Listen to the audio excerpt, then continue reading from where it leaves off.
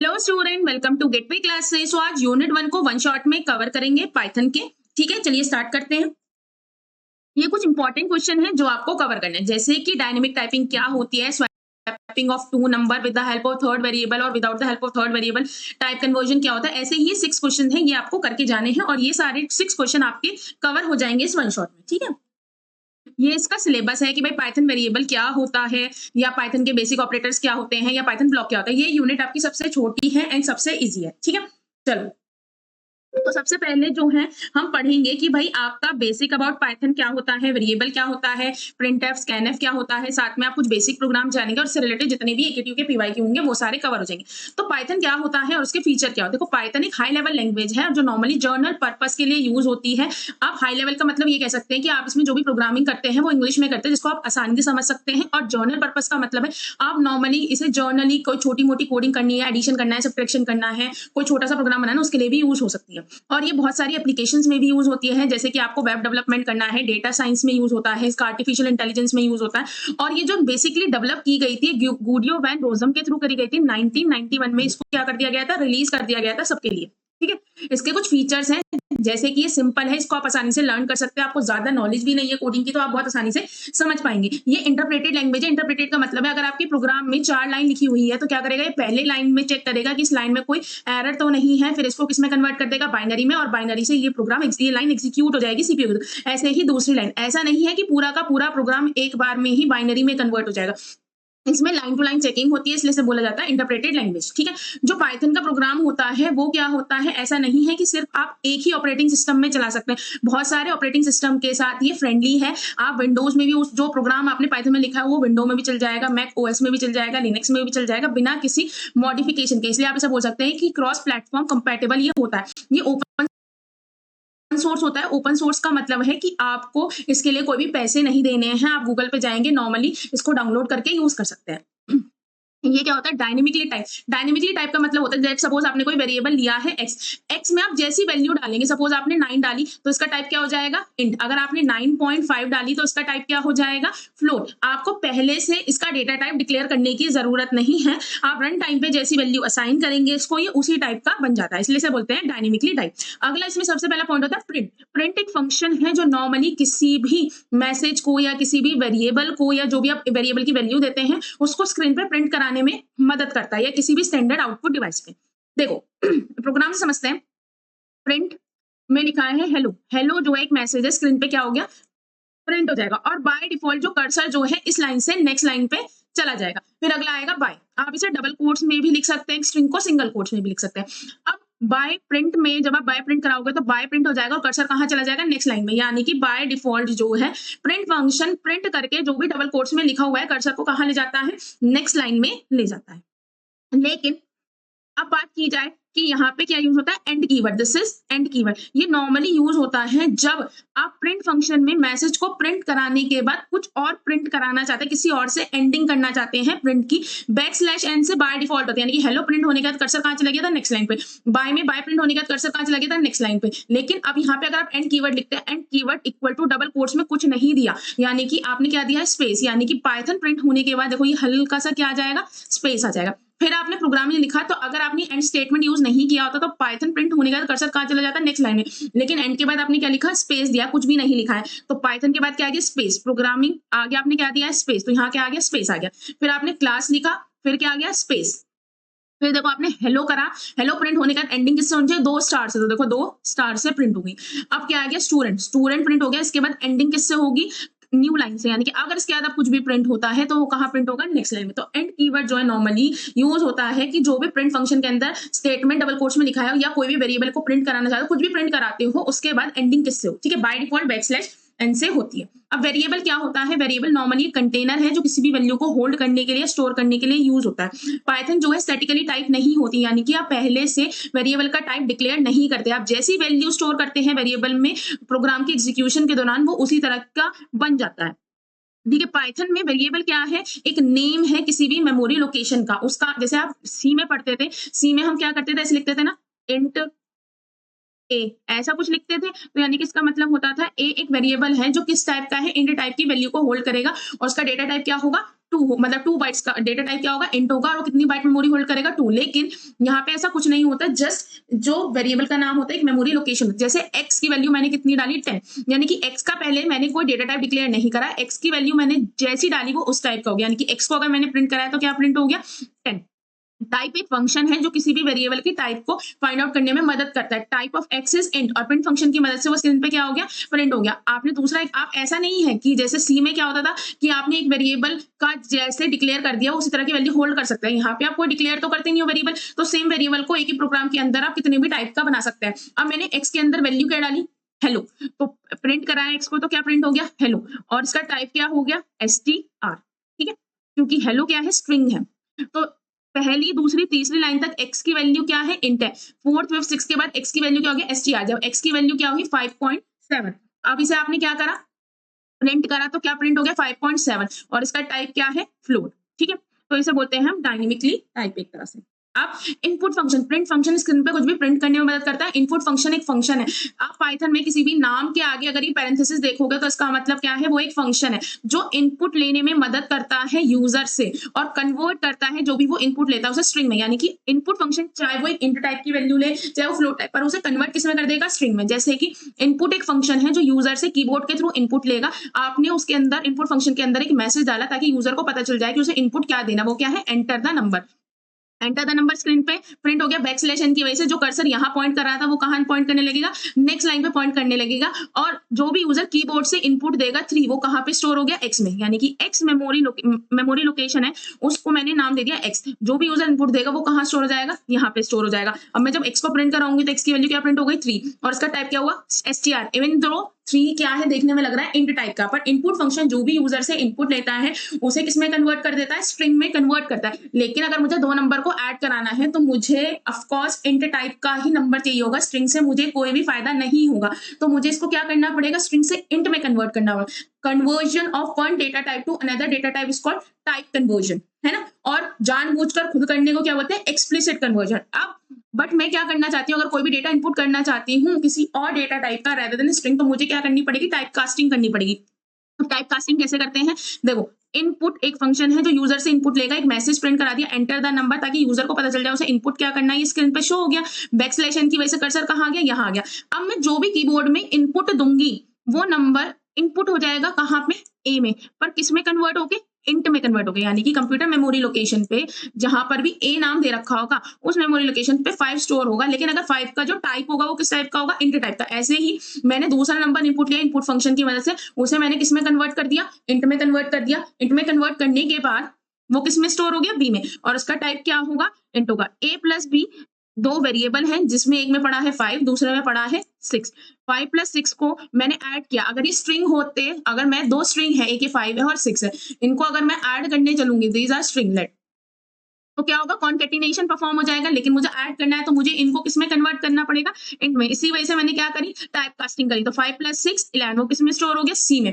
Print में double quotes में जो भी लिखा होता है वो एज इट इज प्रिंट हो जाता है, तो sum equal to as it is print हो गया। और सी की जो भी वैल्यू है it will be replace by C value, तो वो कितनी है, 11 प्रिंट हो गया। तो इस तरह से वर्क होता है। डायनेमिक टाइपिंग क्या होती है, ये आपका प्रोग्राम जो है, ये क्वेश्चन अभी लास्ट जो सेमेस्टर गया था पिछले साल उसमें आया है। तो डायनेमिक टाइपिंग करंट ही आया, एक बार आपको करना है, थ्योरी क्वेश्चन है, ये आ सकता है। जब अब डायनेमिक टाइपिंग क्या होती है, जब भी कोई आप वैल्यू असाइन करते हो किसी वेरिएबल को, तो पाइथन इंटरप्रेटर ऑटोमेटिकली उसका टाइप जो है इन्फर कर लेता है वेरिएबल, डिपेंडिंग अपॉन किस तरह की वैल्यू असाइन की है। अगर एक्स की वैल्यू 10 है तो किस टाइप का, इन टाइप का। एक्स की वैल्यू अगर 2.5 है तो किस टाइप का है, फ्लोट टाइप का। अगर एक्स की वैल्यू हेलो है तो किस टाइप का, स्ट्रिंग का। यहाँ पे कोई कैरेक्टर डेटा टाइप नहीं होता। अगर एक एच भी है, सिंगल लेंथ ऑफ स्ट्रिंग ही कहलाएगी, कैरेक्टर नहीं कहलाएगा। तो जो टाइप ऑफ वेरिएबल है वो आप चेंज कर सकते हो प्रोग्राम की एग्जीक्यूशन के दौरान, क्योंकि आपने पहले से कोई डिफाइन नहीं करा। जैसे सपोज सी में मैं पहले ही लिख देती थी इंट ए सेमिकोलन, तो यानी कि एक प्रोग्राम के अंदर जो मैं प्रोग्राम यूज करी हूँ उसका टाइप हमेशा क्या रहेगा, इंट रहेगा। आप उसका डेटा टाइप चेंज नहीं कर सकते थे। लेकिन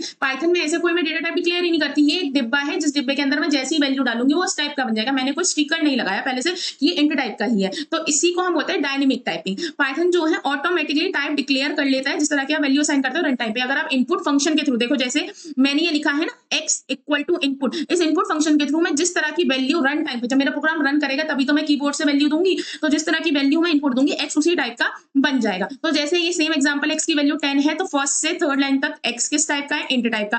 अब फोर्थ पे x की वैल्यू क्या हो गई, हेलो। फोर्थ से सिक्स लाइन तक किस टाइप का हो गया, स्ट्रिंग टाइप का। x की वैल्यू हो गई 5.77 से 9 लाइन तक x किस टाइप का हो गया, फ्लोट टाइप का। तो इस तरह से आपका जो है x जो है डेटा टाइप चेंज कर सकता है। अब देखो इसमें कई बार दिक्कतें भी आती हैं। अभी मैं तुमको इसका एडवांटेज ही बताऊंगी, डिसएडवांटेज। तो पहले आप देखो की पॉइंट समझ लो। जो वेरिएबल का जो टाइप है वो डिटरमाइन होता है जिस तरह की वैल्यू असाइन करते हो। आपको वेरिएबल का टाइप डिक्लेयर करने की कोई जरूरत नहीं है। एक ही वेरिएबल डिफरेंट टाइप की वैल्यू स्टोर कर सकता है डिफरेंट टाइम पे एक ही प्रोग्राम के अंदर। ये ग्रेटर फ्लेक्सिबिलिटी है, ये बहुत अच्छा फायदा है। ऐसा नहीं है कि आपको सपोज एक वेरिएबल है ए, अगर आप सी में उसे डिक्लेयर कर देते हैं इन टाइप का, वो सिर्फ 4 लाइन तक यूज हो रहा है, आगे यूज नहीं हो रहा, तो आप उसको डेटा टाइप चेंज नहीं कर सकते, सिर्फ आप इंट टाइप में ही रिस्ट्रिक्टेड रह जाते थे। लेकिन यहाँ ऐसा समझो मैंने एक प्रोग्राम बनाया सी में, यहाँ पे मैंने लिख दिया इंट ए।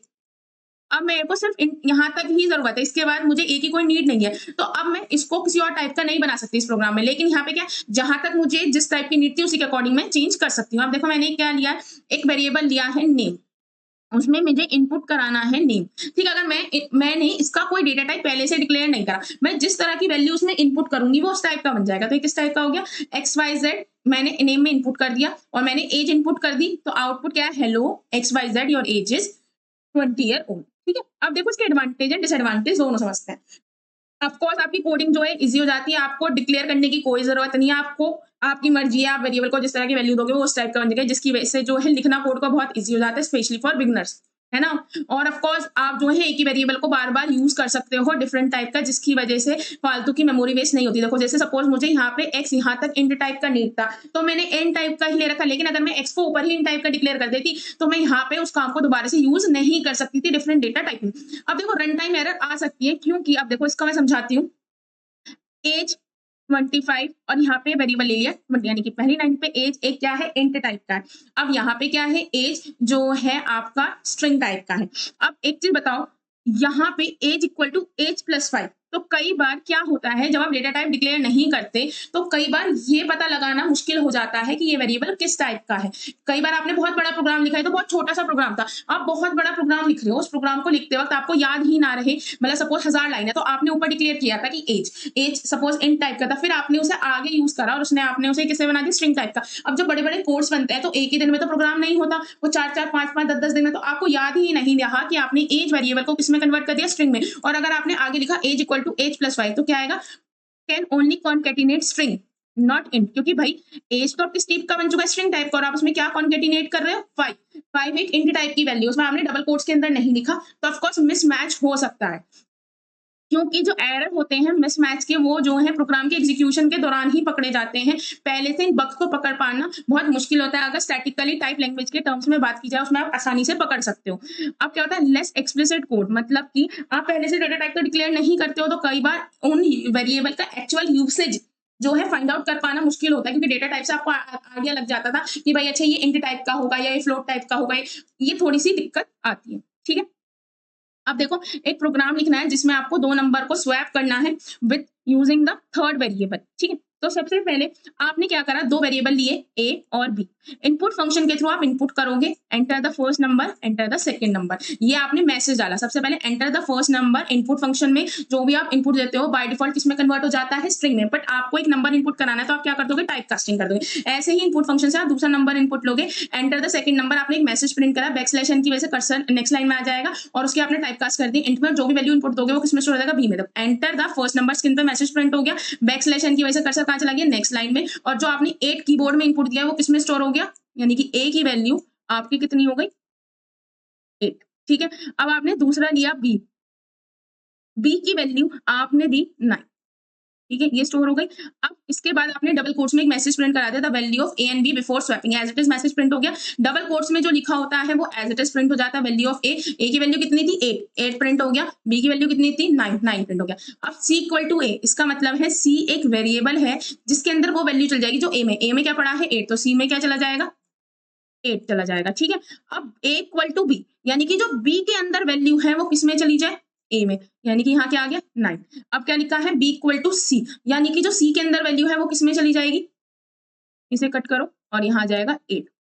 यानी कि आपने ए और बी की वैल्यू को स्वैप कर दिया with the help of third variable. तो अब आपने डबल कोट्स में मैसेज लिखा value of A and B after swapping, ऐसे ही स्क्रीन पे प्रिंट हो गया। अब जो ए की वैल्यू है, the value of A double quotes में लिखा हुआ है वो ऐसे लिखा है, ए की वैल्यू क्या थी 9, 9 प्रिंट हो गया। द वैल्यू ऑफ बी क्या है 8।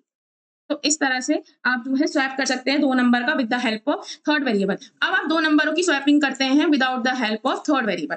तो सबसे पहले आपने जो है सेम चीज करी, आपने इनपुट फंक्शन के थ्रू पहला नंबर इनपुट लिया स्क्रीन पे बताने के लिए यूजर को कि उसे क्या इनपुट करना है। आपने एक मैसेज प्रिंट कर दिया, बैकस्लैशन की वजह से कर्सर नेक्स्ट लाइन में चला गया। इनपुट फंक्शन से जो भी इनपुट करता है वो बाय डिफॉल्ट स्ट्रिंग में कन्वर्ट होता है, इसलिए आपने उसकी टाइप कास्टिंग कर दी किसमें, इंट में। और देखो ये स्क्रीन पे मैसेज प्रिंट हो गया, एंटर द फर्स्ट नंबर, और जो भी आप नंबर इनपुट दोगे वो किसमें स्टोर हो जाएगा, ए में, यानी कि ए की वैल्यू आपकी क्या हो गई 8 हो गई। ऐसे ही आपने इनपुट फंक्शन से दूसरा नंबर भी इनपुट करा लिया और उसकी टाइप कास्टिंग कर दी इंट में, क्योंकि input function by default string में लेता है, और वो वैल्यू किसमें स्टोर हो गई बी में, यानी कि बी की वैल्यू क्या हो गई आपकी 9। इतना हो गया।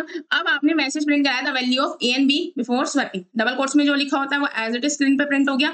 फिर आपने डबल कोट्स में क्या लिखा था वैल्यू ऑफ ए, देखो वैल्यू ऑफ ए ऐसी स्क्रीन पर प्रिंट हो जाएगा, ए की वैल्यू क्या थी 8 प्रिंट हो गया। फिर आपने लिखा value of B, value of B as it is print हो गया, बी की वैल्यू क्या थी 9, वो 9 स्क्रीन पर प्रिंट हो गया। फिर a equal to a plus B, a की वैल्यू कितनी है 8 प्लस 9, 8 टू 16 17, वो किसमें स्टोर हो जाएगा ए में, यानी कि यहाँ पे ए की वैल्यू कितनी हो गई 17। ठीक है, अब फिर क्या लिखा और वो फाइनल वैल्यू किसमें डाली ए में। अब ए माइनस बी, यानी कि ए में पड़ा है 17, बी में पड़ा है 9, 17 माइनस 9 कितना होता है 8, तो वो किसमें डाल दिया मैंने बी में। ठीक है, अब फिर से करना है, ए में क्या पड़ा है 17, बी में पड़ा है 8, 17 माइनस 8 कितना होता है 9, वो किसमें डालना है ए में, तो क्या हो गया यहाँ पे 9। अब देखो ए और बी की वैल्यू क्या हो चुकी है स्वैप, तो डबल कोट्स में the value of A and B after swapping, तो ए की वैल्यू कितनी आई, द वैल्यू ऑफ ए कितनी है आपकी 9 हो गया, और ये कितनी है 8। तो यानी कि सिंपली आपको याद रखना है, अगर याद करना है देखो ए प्लस बी फिर A B A plus B A minus B A minus, और फिर आपने क्या कर दिया प्रिंट करा दिया the value of A and B, double quotes में लिखा है एज इट इज स्क्रीन पर प्रिंट हो जाएगा। डबल कोट्स में जो लिखा होता है वो एज इट इज ए की वैल्यू प्रिंट हो जाएगी और बी की वैल्यू प्रिंट हो जाएगी। तो आपका ये बेसिक चीजें कंप्लीट हुई। अगले उसमें क्या है कि भाई टाइप कन्वर्जन क्या होता है और डेटा टाइप क्या होती है, इसको हम सीखते हैं। तो सबसे पहले टाइप कन्वर्जन क्या होता है भाई, a act of changing an object data type, यानी कि एक डेटा टाइप से दूसरे डेटा टाइप में कन्वर्ट करना, इसको ही हम बोलते हैं टाइप कन्वर्जन। ये दो टाइप के होते हैं, एक तो बोलते हैं इम्प्लिसिट कन्वर्जन, एक बोलते हैं एक्सप्लिसिट। इम्प्लिसिट का दूसरा नाम है ऑटोमेटिक, इसको बोलते हैं टाइप कास्टिंग। जो इम्प्लिसिट होता है यानी कि जो पाइथन है वो ऑटोमेटिकली कन्वर्ट करता है एक डेटा टाइप से दूसरे डेटा टाइप में बिना यूजर के इन्वॉल्वमेंट, यानी कि यूजर आप जो प्रोग्रामर हो उसका कोई इन्वॉल्वमेंट नहीं होता है, अपने आप पाइथन का इंटरप्रेटर इस काम को करता है। इसमें डेटा का लॉस कभी भी नहीं होता है, यानी कि सपोज x की वैल्यू 10 है, y की वैल्यू क्या है 20, अगर मैं इन दोनों को ऐड करना चाहती हूँ तो जो आपका इंटरप्रेटर है x को 10.0 कर देगा ऐड करने से पहले, यानी कि इसको किसमें कन्वर्ट कर दिया जाएगा फ्लोट में, 10 प्लस 20 30.5। तो जब अगर आप z का टाइप निकालोगे तो फ्लोट हो चुकेगा।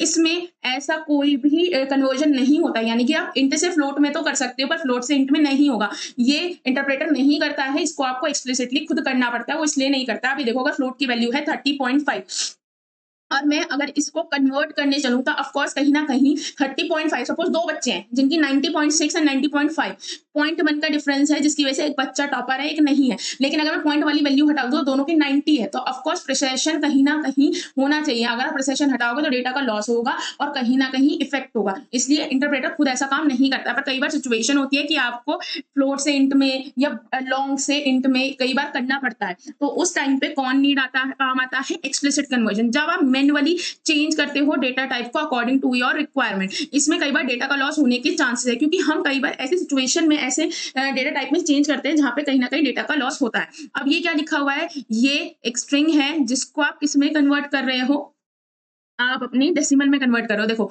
ये है 1, इसे बोलते हैं 2 4 8 16, ये बाइनरी है ना, तो 16 है ना, 16 प्लस 2 18, इसे मैं हटाती हूँ, 16 प्लस 2 18 है ना। देखो ये 1 है, 2 की पावर 0, 2 की पावर 1, 2 की पावर 2, 2 की पावर 3, 2 की पावर 4, 2 की पावर 4 होता है 16 और 2 की पावर 1 होता है 2, तो 16 प्लस 2 18। तो आपने इसको ये किसमें है, बाइनरी में कन्वर्ट किया। ये स्ट्रिंग को पहले आपने बाइनरी में कन्वर्ट करके और उसे आप डेसिमल में कन्वर्ट करके किसमें कर रहे हो, इंट में, है ना, इंटीजर में, यानी कि आप ये जो बाइनरी में लिखा हुआ है, सॉरी इसलिए जो बाइनरी में लिखा हुआ है इसे आप डेसिमल में कन्वर्ट कर रहे हो, और डेसिमल क्या था एक स्ट्रिंग में ही आएगा, इसलिए आप उसको किसमें कन्वर्ट कर रहे हो, इंट में। अब z को आप जब प्रिंट कराओगे तो कितना आ जाएगा, जाएगा 18, ये आपने जानबूझकर कन्वर्ट करा है। अब जो z की वैल्यू है 18, इसको आपने किस में कन्वर्ट करा, फ्लोट में कन्वर्ट करा, यानी कि एक्सप्लिसिटली आपने लिखा जिसमें कन्वर्ट करना चाहते हो। तो कितनी वैल्यू आ जाएगी जब w की वैल्यू मैं प्रिंट करूंगी, क्योंकि फ्लोट में कन्वर्ट करके मैंने कौन से वेरिएबल में डाल दिया, w में, तो 18.0 तो एक्सप्लिसिट कन्वर्जन हुआ। अब आपके डेटा टाइप क्या होता है, क्लासिफिकेशन या कैटेगराइजेशन होता है डेटा आइटम का। डेटा टाइप क्या बताता है कि भाई किस तरह की वैल्यू एक वेरिएबल होल्ड कर सकता है या किस किस तरह के ऑपरेशन आप डेटा पे परफॉर्म कर सकते हो। पाइथन डेटा टाइप क्या होते हैं, न्यूमेरिक हो गया, डिक्शनरी हो गया, बुलियन हो गया, सेट हो गया, सीक्वेंस टाइप हो गया। न्यूमेरिक में इंटीजर, कॉम्प्लेक्स, फ्लोट आते हैं, बुलियन ट्रू फॉल्स होता है, सेट आपका वो होता है जिसमें डुप्लीकेट वैल्यू नहीं आती, सेट आप पढ़ के भी आए हो। सीक्वेंस में होता है स्ट्रिंग, लिस्ट एंड टपल। तो सबसे पहले हम पढ़ते हैं numeric data type. Numeric value को होल्ड करने के लिए यूज होते हैं बेसिकली इंट, फ्लोट और कॉम्प्लेक्स। इंट मतलब जो इंटीजर टाइप की नॉन लिमिटेड लेंथ की वैल्यू को साइन मतलब पॉजिटिव नेगेटिव इंटीजर टाइप की वैल्यू को होल्ड करेगा। फ्लोटिंग पॉइंट जिसमें 20.5 20.6 तरह की वैल्यू होती है, और ये डेसिमल की 0.15 प्लेस तक, यानी कि 20.1 2 3 4 5 6 7 अप टू 50 पॉइंट तक वैल्यू को होल्ड कर सकता है। कॉम्प्लेक्स मतलब जिसमें कॉम्प्लेक्स नंबर होता है, जिसमें 2i + j इस तरह की वैल्यू होल्ड होती है। ठीक है, अब जैसे a = 5, a क्या है, एक वेरिएबल है जिसमें आपने क्या वैल्यू डाली 5, तो इसका अगर आप टाइप निकालोगे तो किस टाइप का निकलेगा, इन टाइप का। प्रिंट एक फंक्शन जो स्क्रीन पे सब कुछ प्रिंट करता है, डबल कोट्स के अंदर जो लिखा है वो एज इट इज प्रिंट हो जाएगा। टाइप फंक्शन क्या करेगा, a का टाइप बताएगा, प्रिंट फंक्शन की मदद से उसका टाइप प्रिंट हो जाएगा। किस टाइप का है, इंट टाइप का। b की वैल्यू कितनी है 5.0, यानी कि ये फ्लोट टाइप का। प्रिंट फंक्शन की मदद से आप स्क्रीन पे प्रिंट करेंगे, डबल कोट्स में जो लिखा है वो एज इट इज प्रिंट हो जाएगा, और टाइप फंक्शन की मदद से b का टाइप क्या है, फ्लोट, वो स्क्रीन पे प्रिंट हो जाएगा। अगला क्या है 2 + 4j। 2 + 4j आपका क्या है, कॉम्प्लेक्स नंबर है, जो डबल कोट्स के अंदर जो लिखा है वो एज इट इज प्रिंट हो जाएगा। टाइप ऑफ सी क्या है, क्लास कॉम्प्लेक्स। ठीक है, अगला आता है सीक्वेंसिंग टाइप। सीक्वेंस में सबसे पहले आप पढ़ेंगे स्ट्रिंग, यानी कि सीक्वेंस ऑफ कैरेक्टर, यानी कि डबल कोट्स के अंदर जो सीक्वेंस ऑफ कैरेक्टर लिखे होते हैं उसको आप एज अ स्ट्रिंग डिस्क्राइब कर सकते हैं। आप डबल कोट्स में भी लिख सकते हैं और सिंगल कोट्स में भी लिख सकते हैं। डबल कोट्स के अंदर आपने हेलो लिखा है, दिस इज ऑल्सो स्ट्रिंग। जैसे str1 एक वेरिएबल, इसके अंदर डबल कोट्स में मैंने हेलो लिखा है, str2 इसमें डबल कोट्स में मैंने लिखा है हाय। अब मैंने क्या लिखा है, प्रिंट फंक्शन प्रिंट करने के लिए होता है str1 की जो वैल्यू है वो क्या है, हेलो स्क्रीन पर प्रिंट हो जाएगी। डबल कोट्स के अंदर क्या लिखा है, इज ऑफ टाइप, वो एज इट इज स्क्रीन पर प्रिंट हो जाएगा। टाइप ऑफ str1 क्या है, str, यानी कि स्ट्रिंग टाइप का। str2 सिंगल कोट्स में क्या लिखा है, तो str2 की जो वैल्यू है वो स्क्रीन पे प्रिंट हो जाएगी, जो कि है high. Is of type double quotes में लिखा हुआ है, एज इट इज स्क्रीन पे प्रिंट हो जाएगा। टाइप ऑफ str2 क्या है, str, वो स्क्रीन पे प्रिंट हो जाएगा। अब कुछ ये किस तरह के ऑपरेशन परफॉर्म करता है ये आप देखते हैं। str1 str2 आपने दो वेरिएबल लिए हैं, इनको आपने डबल कोट्स के अंदर एक में लिखा है हेलो स्टूडेंट, एक में लिखा है पाइथन। ठीक है, अब देखो मैं इन पे कुछ ऑपरेशन परफॉर्म करती हूँ। सबसे पहले देखो str1 str2 इन दोनों स्ट्रिंग में आप क्या करो, कॉन्केटिनेशन, यानी कि str1 जो लिखी हुई है पहले क्या है, हेलो स्टूडेंट, इसके आगे as it is Python attach हो जाएगा। अगला क्या लिखा है, रिपीटिशन ऑपरेशन। str1 कितनी बार रिपीट होना चाहिए, 2 बार, तो ये लास्ट से देखो हेलो स्टूडेंट, फिर क्या लिखा है str3 क्या है, पाइथन पाइथन पाइथन पाइथन, 3 बार रिपीट हो गया। अब क्या लिखा है, str2 में से थर्ड इंडेक्स पे, इंडेक्सिंग कहां से स्टार्ट होती है, 0 से। This is 0 index, 1 index, 2 index, 3 index. 3 index पे क्या है, h, देखो h प्रिंट हो गया। अब लिखा है str1 पे 3 इंडेक्स पे, str1 पे 3 इंडेक्स, 0 1 2 3, ये क्या है l। देखो 0 से स्टार्टिंग करते हैं, मैं रब कर देती हूँ। हम जो स्टार्टिंग करते हैं वो 0 से करते हैं। दिस इज 0 इंडेक्स, 1 2 3, तो क्या आएगा l। अब उसने क्या बोला है, 0 से 2, पहले वाले में 0 से 2, तो 0 1 2, लास्ट वाला यूज नहीं करते तो क्या प्रिंट हो जाएगा, he आ गया। अब क्या है, 2 से 4, 0 1 2, देखो this is 0 index, this is 1 index, this is 2 3 4, last वाला यूज नहीं करते तो th प्रिंट हो जाएगा। एक चीज देखो याद रखना, इंडेक्सिंग हमेशा 0 से स्टार्ट होती है, ये चीज याद रखना। This is 0 index, this is 1, this is 2, this is 3। अगर मैं बोल रही हूँ 0 से 2, तो 0 क्या है ये, this is 1, this is 2, last वाला यूज नहीं करती। 0 1 कितना होगा, he। ठीक है, अगला आएगा लिस्ट। लिस्ट क्या है, ऑर्डर्ड कलेक्शन ऑफ सिमिलर और different type of item separated by comma and close in bracket. देखो लिस्ट क्या है, ऑर्डर कलेक्शन। ऑर्डर का मतलब है जिस ऑर्डर में आपने लिस्ट बनाते वक्त वैल्यू डाली होगी वो प्रिंट में भी वैसे ही आएगी। सिमिलर और डिफरेंट टाइप का मतलब है कि लिस्ट है सपोज L1, जिसके अंदर मैंने वैल्यू डाली है सारी क्या है, इंट टाइप की। एक दूसरी है L2, जिसमें 2 3 4 इंट टाइप की, क्या स्ट्रिंग, यानी कि आप सिमिलर काइंड ऑफ आइटम भी स्टोर कर सकते हैं, डिफरेंट काइंड ऑफ आइटम भी स्टोर कर सकते हैं। और लिस्ट बनाने के लिए आपको ये स्क्वायर ब्रैकेट की नीड होती है। ठीक है, अब देखो इसमें क्या लिखा है, L1, यानी कि L1 as it is print हो जाएगा जिस ऑर्डर में लिखा है। अगर मैं L1 का टाइप देखूंगी वो क्या है, लिस्ट। अब मैंने क्या लिखा है, इंडेक्स 1 पे, लिस्ट 1 के इंडेक्स 1, 0 1 क्या प्रिंट हो गया, 3। इंडेक्सिंग हमेशा 0 से स्टार्ट होती है, तो ये 0 ये 1, तो क्या हो गया, 1 प्रिंट हो गया। अब अगला क्या लिखा, -1, देखो इधर है 0, इधर है 1, इधर है 2, इधर है 3, तो इधर से -1, उल्टी साइड से -1 स्टार्ट होता है। देखो 0 1 2 3 और इधर से -1 -2, -1 पे कौन है 5, 5 प्रिंट हो जाएगा। ये चीज कंफ्यूज करती है बच्चों को, इसलिए मैं दोबारा रिपीट कर रही हूँ। This is 0, this is 1, this is 2, this is 3। ठीक है, ये इंडेक्सिंग है। इंडेक्स 0 पे कौन है 1, इंडेक्स 1 पे कौन है 3, इंडेक्स 2 पे कौन है 4, इंडेक्स 3 पे कौन है 5। ठीक है, अब है स्लाइसिंग। स्लाइसिंग मतलब इंडेक्सिंग का मतलब होता है आप इंडेक्स के थ्रू जो है लिस्ट के अंदर के एलिमेंट को एक्सेस कर सकते हो। अब है स्लाइस करना, यानी कि आप पूरी की पूरी लिस्ट एक्सेस नहीं करना चाहते, छोटे छोटे पोर्शन को एक्सेस करना चाहते हो, तो आप कैसे एक्सेस करोगे? देखो एक सेकेंड, हाँ, अब मैंने क्या बोला है 0 से 3, this is 0, this is 1, this is 2, this is 3, 0 से लेकर 3 तक, यानी कि लास्ट वाली वैल्यू नहीं आनी, तो कितना आएगा 1 2 3, तो आपका आ गया सॉरी 1 3 4, तो आपका क्या आ गया 1 3 4, ये आ गया। देखो 1 2 3 4, 1 2 3, फिफ्थ का आउटपुट ये आ गया। अब क्या है 0 से स्टार्टिंग दे दी मैंने और लास्ट का कुछ नहीं दिया, यानी कि 0 से लास्ट तक, यानी कि पूरी की पूरी list as it is print हो जाएगी। आप लिस्ट में कॉन्केटिनेशन भी कर सकते हैं, यानी कि अगर लिस्ट 1 प्लस लिस्ट 2 लिखती हूँ तो देखो 1 3 4 5 2 3 4 हेलो, और अगर मैं L1 स्टार 2 लिखती हूँ, इसका मतलब लिस्ट 2 में जो भी डेटा है वो कितनी बार रिपीट होना है? 2 बार। तो सॉरी लिस्ट 1 का है ना, तो 2 बार रिपीट होना है, तो 1 3 4 5 1 3 4 5 दो बार रिपीट हो जाएगा। अब आएगा टपल। टपल को हम क्या बोलते हैं? ये ऑर्डर सीक्वेंस ऑफ आइटम है, जैसे कि लिस्ट होता है, बस डिफरेंस क्या है? जो लिस्ट होती है वो म्यूटेबल होती है। म्यूटेबल का मतलब है अगर आपने एक लिस्ट बना दी है, उसमें आप आगे कोई एलिमेंट में अगर चेंज करना चाहते हैं इन फ्यूचर तो आप कर सकते हैं। आप कैसे करेंगे वो हम सेकंड और थर्ड यूनिट में सीखेंगे। ठीक है, और अगर आप कोई चेंज करना चाहते हैं, कोई न्यू एलिमेंट डालना चाहते हैं, किसी एलिमेंट को रिमूव करना चाहते हैं, तो आप लिस्ट में कर सकते हैं, लेकिन ऐसा टपल में पॉसिबल नहीं है। एक बार टपल क्रिएट हो गया तो आप उसे मॉडिफाई नहीं कर सकते। अगर आप उसे मॉडिफाई करना चाहते हैं किसी भी सेंस में, तो टपल को आप लिस्ट में कन्वर्ट कर दो और फिर उसे मॉडिफाई कर लो, फिर उसे दोबारा टपल में कन्वर्ट कर दो। लेकिन आप टपल को कन्वर्ट नहीं कर सकते, मतलब किसी कन्वर्ट करिए मॉडिफाई नहीं कर सकते। टपल को बनाने के लिए आपको पैरेंथेसिस का यूज करना होता है। जैसे टप1 नाम का एक वेरिएबल है जिसमें कि मैंने 4 एलिमेंट डाले और पैरेंथेसिस की मदद से इसे आपने टपल बना दिया। आप कहते हैं कि क्या ये वाकई में ही टपल है, तो आप उसको टाइप फंक्शन की मदद से चेक कर सकते हैं। टाइप फंक्शन की मदद से आप जो है टप का टाइप निकालेंगे और प्रिंट फंक्शन की मदद से स्क्रीन पर प्रिंट हो जाएगा, दैट इज क्लास टपल। अब मैंने टप2 नाम का दूसरा वेरिएबल बनाया जिसके अंदर मैंने हेलो 2.343 ऐसे वैल्यू डाल दी, टपल है। अब मैंने लिखा है टप 1 इंडेक्स पे, 1 इंडेक्स पे देखो this is 0 index, this is 1 index, 1 index पे क्या पड़ा है 2, 2 स्क्रीन पे प्रिंट हो गया। अब मैंने लिखा टप 2 का -1 मतलब लास्ट की साइड, देखो 0 इंडेक्स पे हेलो है, 1 इंडेक्स पे 2.3 है, 2 इंडेक्स पे 4 है, 3 इंडेक्स पे 3 है, 4 इंडेक्स पे ये 4।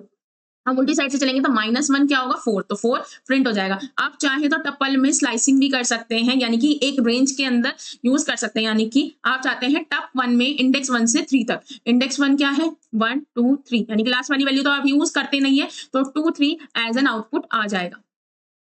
इस चीज को रब करते हो, देखो दोबारा सुनो, मैंने क्या बोला 1 से लेकर 3, यानी कि this is index 0, this is index 1 और इंडेक्स 2 इंडेक्स 3। अब आपने बोला 1 से 3 लास्ट वाली वैल्यू आप लेते नहीं है, तो 2 3 आंसर आ गया।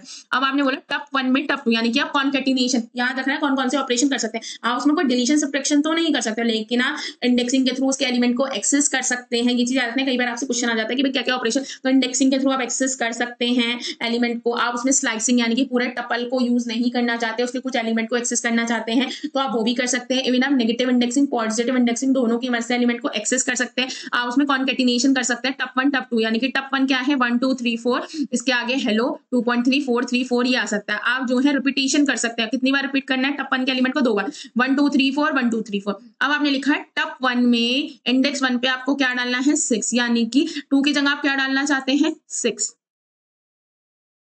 दिस इज नॉट अलाउड, है ना। क्या लिखा है टप 1 में इंडेक्स 1 पे क्या डालना चाहते हो 6, नो।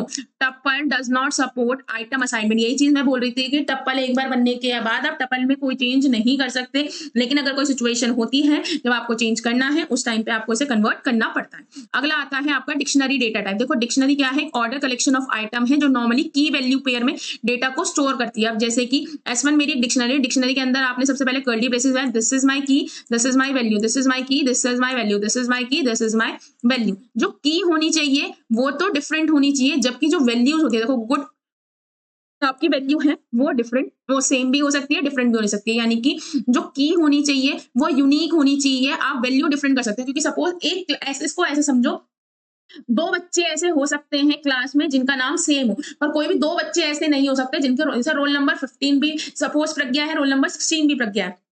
क्लास में 2 प्रज्ञा होंगी, लेकिन ऐसा नहीं हो सकता कि मैं अगर एक अकेली प्रज्ञा हूँ क्लास में तो मेरे 2 रोल नंबर हो। तो इसलिए बोला गया की जो है यूनिक होनी चाहिए, इवन दो जो वैल्यूज़ हैं वो डिफरेंट वो सेम और डिफरेंट दोनों हो सकती हैं। अगर मैं S1 को प्रिंट कराऊँगी तो देखो मेरी डिक्शनरी स्क्रीन पे प्रिंट हो जाएगी। अगर मैं इसका टाइप प्रिंट कराऊँगी तो मुझे पता चल जाएगा इसका टाइप क्या है, डिक्ट डिक्शनरी। कीज़ एक फंक्शन है जिसकी मदद से जितनी भी डिक्शनरी में कीज़ हैं वो प्रिंट हो जाएगी, section A, section B, section C. अगर मैं वैल्यूज़ प्रिंट कराऊँगी तो जितनी भी वैल्यूज़ हैं देखो चाहे वो डिफरेंट हो या सेम, वो दो एक-एक बार अलग-अलग ऐसे नहीं लिखी जाएँगी, गुड गुड एक बार लिखा जाएगा, ये पहले वाले का वैल्यू, दूसरी वाली की वैल्यू, तीसरी वाली की वैल्यू, सारी वैल्यू एक साथ प्रिंट हो जाएगी।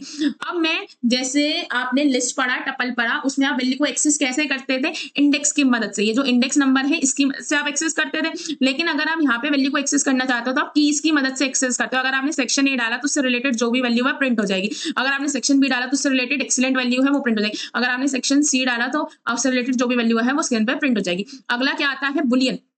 बुलियन जो है एक डेटा टाइप है जो दो तरह की वैल्यू रख सकता है, या तो ट्रू या फॉल्स। जो आउटपुट होता है वेरिएबल का इज ऑफ बुलियन डेटा। जैसे कि अगर ए जो है मैंने वैल्यू डाली ट्रू, या बी की वैल्यू मैंने क्या डाली फॉल्स, तो ए को प्रिंट कराऊंगी तो आउटपुट क्या आएगा ट्रू, बी को प्रिंट कराऊंगी तो क्या आउटपुट आएगा फॉल्स। अगर मैं ए का टाइप देखना चाहूँ तो वो क्या है बुल, बी का टाइप देखना चाहूँ तो वो क्या है बुल। अगला क्या है सेट। सेट क्या होता है? ये unordered, unchangeable and does not allow duplicate value, यानी कि अनऑर्डर जरूरी है जिस ऑर्डर में आपने लिखा उसी ऑर्डर में प्रिंट हो, ये चेंज नहीं हो सकते और इनमें डुप्लीकेट वैल्यू अलाउ नहीं है। ठीक है, सपोज मैंने जो है एक सेट बनाया जिसमें बनाना, ग्रेप्स, पपीता, मैंगो 2 बार है। जब मैं इसे प्रिंट कराऊंगी तो मैंगो आपने 2 बार लिखा, लेकिन सेट की वजह से डुप्लीकेट वैल्यू हट जाएगी, एक बार ही प्रिंट होगा। अब देखो जिस ऑर्डर में मैंने लिखा था जरूरी नहीं है उसी ऑर्डर में प्रिंट हो, या डिफरेंट ऑर्डर में प्रिंट हो सकता है। अब जो है अगर इसका टाइप देखूंगी तो क्या प्रिंट होगा सेट। अब मैं दूसरा सेट बनाया S2, इसमें क्या लिखा 1 हेलो 2.5, तो अब जिस ऑर्डर में मैंने लिखा था जरूरी नहीं उस ऑर्डर में प्रिंट, डिफरेंट ऑर्डर में प्रिंट हो सकता है। अगर मैं S2 को प्रिंट कराऊंगी तो वो क्या प्रिंट होगा आपका 2.5 हेलो 1 एज इट इज। जरूरी नहीं है आपने पहले तो लिखा था 1 फिर हेलो फिर 2.5 पे प्रिंट क्या हो रहा है 2.5 फिर हेलो फिर 1। अब देखो ये जो है इसमें आप चेंजेस नहीं कर सकते, आप असाइन नहीं कर सकते वैल्यू। अगर मैंने S1 पे यानी कि this is index 0 this is index 1, इसमें ग्रेप्स की जगह मैं बाय डालना चाहती हूँ तो क्या आ रहा है set does not support assignment, तो असाइनमेंट नहीं हो सकता। ठीक है, यही वही चीज है कि देखो जिस ऑर्डर में आपने लिखा था जरूरी नहीं है उस ऑर्डर में ही प्रिंट हो, तो इसी को बोला जाता है सेट। क्या होता है अनऑर्डर। अनऑर्डर का मतलब है जिस ऑर्डर में आप एलिमेंट को डालोगे सेट में जरूरी नहीं है उसी ऑर्डर में प्रिंट हो, हर बार प्रिंट कराओगे अलग ऑर्डर में प्रिंट होगी। अनचेंजेबल का मतलब है एक बार आपने सेट में जो वैल्यू डाल दी आप उसे चेंज नहीं कर सकते, यानी कि असाइनमेंट ऑपरेटर को सपोर्ट नहीं करता और डुप्लीकेट वैल्यू इसमें अलाउ नहीं है। इसके लिए आप ये दोनों एग्जांपल लिख सकते हैं। कई बार ये जो लाइन है ये ही एक्सप्लेन करने के लिए आ जाती है, देखो सेट में आ जाती है, कई बार टपल में आ जाती है, order sequence of item same as list only different is immutable. तो आपको ये वाला प्रोग्राम लिख के दिखाना है कि भाई टपल की वैल्यू अगर मैंने 1 डाली तो असाइनमेंट ऑपरेटर अलाउ नहीं है, 1 की वैल्यू मैं 6 डालना चाहती हूँ तो यानी कि लिस्ट को एक्सप्लेन करने के लिए ये आ जाएगा, तो आपको इसको एक एग्जांपल के थ्रू एक्सप्लेन करना है। कई बार यही एज एन एग्जांपल 7 मार्क्स में आ जाता है कि why list is called mutable, why tuple is called immutable. तो आपको सिर्फ एक एग्जांपल के थ्रू ही क्या करना है, इसको सपोर्ट करना है। ठीक है, अब चलते हैं आगे। डिक्शनरी हो गया, सेट हो गया, अब आपका अगला टॉपिक है ऑपरेटर्स। देखो ये वाला जो है टॉपिक ये भी आपका कह सकते हैं काफी हद तक बहुत इजी है और इसमें इतनी दिक्कत मतलब ये यूनिट तो आपकी एज सच बहुत इजी है। ठीक है, तो अगला आपका क्या है ऑपरेटर। कुछ बेसिक प्रोग्राम्स हम सीखेंगे। सबसे पहले आप देख लेते हैं, देखो write a program to find out the area and parameter of the square. Area and parameter क्या होता है, ए स्क्वायर, पैरामीटर होता है 4a। तो आपको पता है जो स्क्वायर होता है उसकी साइड्स जो होती हैं वो 2 भी हो सकती है, 2.5 भी हो सकती है। फ्लोट में 2.5 भी अलाउ हो जाएगा, 2.0 भी अलाउ हो जाएगा। तो इसलिए जो भी हम यूजर से इनपुट लेंगे उसे हम किस में कन्वर्ट कर देंगे, फ्लोट में। इनपुट एक ऐसा फंक्शन है जो यूजर से जो भी इनपुट लेता है उसे स्ट्रिंग में लेता है, इसलिए आपको उसे टाइपकास्ट करना पड़ा फ्लोट में। आपने इनपुट फंक्शन के अंदर एक मैसेज प्रिंट कर दिया enter the side of the square, ताकि यूजर को पता लग जाए कि भैया उसको क्या इनपुट करना है। और जो भी आप इनपुट करेंगे वो टाइपकास्ट हो जाएगा फ्लोट में और किसमें स्टोर हो जाएगा, ए में। एरिया आपने फॉर्मूला लिख दिया area equal to A square, तो यानी कि ए स्क्वायर लिखते हैं जो भी ए आपने डाला उसका एरिया निकल के एरिया नाम के वेरिएबल में स्टोर हो जाएगा। और 4a मतलब आपने जो भी वेरिएबल में वैल्यू डाली है, जो भी साइड डाली है उसका पैरामीटर निकल के पैरामीटर नाम के वेरिएबल में स्टोर हो जाएगा। और प्रिंट के अंदर डबल कोट्स में आपने मैसेज लिखा area of square, area of square screen पर शो हो जाएगा। और एरिया नाम के वेरिएबल में जैसे आपने 3.4 डाला, 3.4 मल्टीप्लाई 3.4 जो भी वैल्यू होगी वो एरिया नाम के वेरिएबल में स्टोर होगी, वो स्क्रीन पे प्रिंट हो जाएगी। ऐसी पैरामीटर की वैल्यू पैरामीटर नाम के वेरिएबल में स्टोर होगी, वो स्क्रीन पे प्रिंट हो जाएगी। ठीक है, अगला क्वेश्चन आते हैं, how do you read an input from user in the Python to be use as an integer in the rest of the program. यानी कि ये बोला है कि आप कैसे यूजर से इनपुट लोगे और वो जो भी आप इनपुट लो वो पूरे प्रोग्राम में एज अ इंट यूज हो। तो सिंपल सा इनपुट फंक्शन एक फैसिलिटी प्रोवाइड करता है पाइथन में, जिसके थ्रू आप इनपुट लेते हो, और input function by default string में कन्वर्ट करता है, इसलिए आप उसे किस में कन्वर्ट कर दोगे, इंट में, और उसे एक वेरिएबल में स्टोर करा दोगे। अब ये variable as an integer use होगा पूरे प्रोग्राम में, मतलब इंट टाइप की वैल्यू आपने इसे स्टोर की।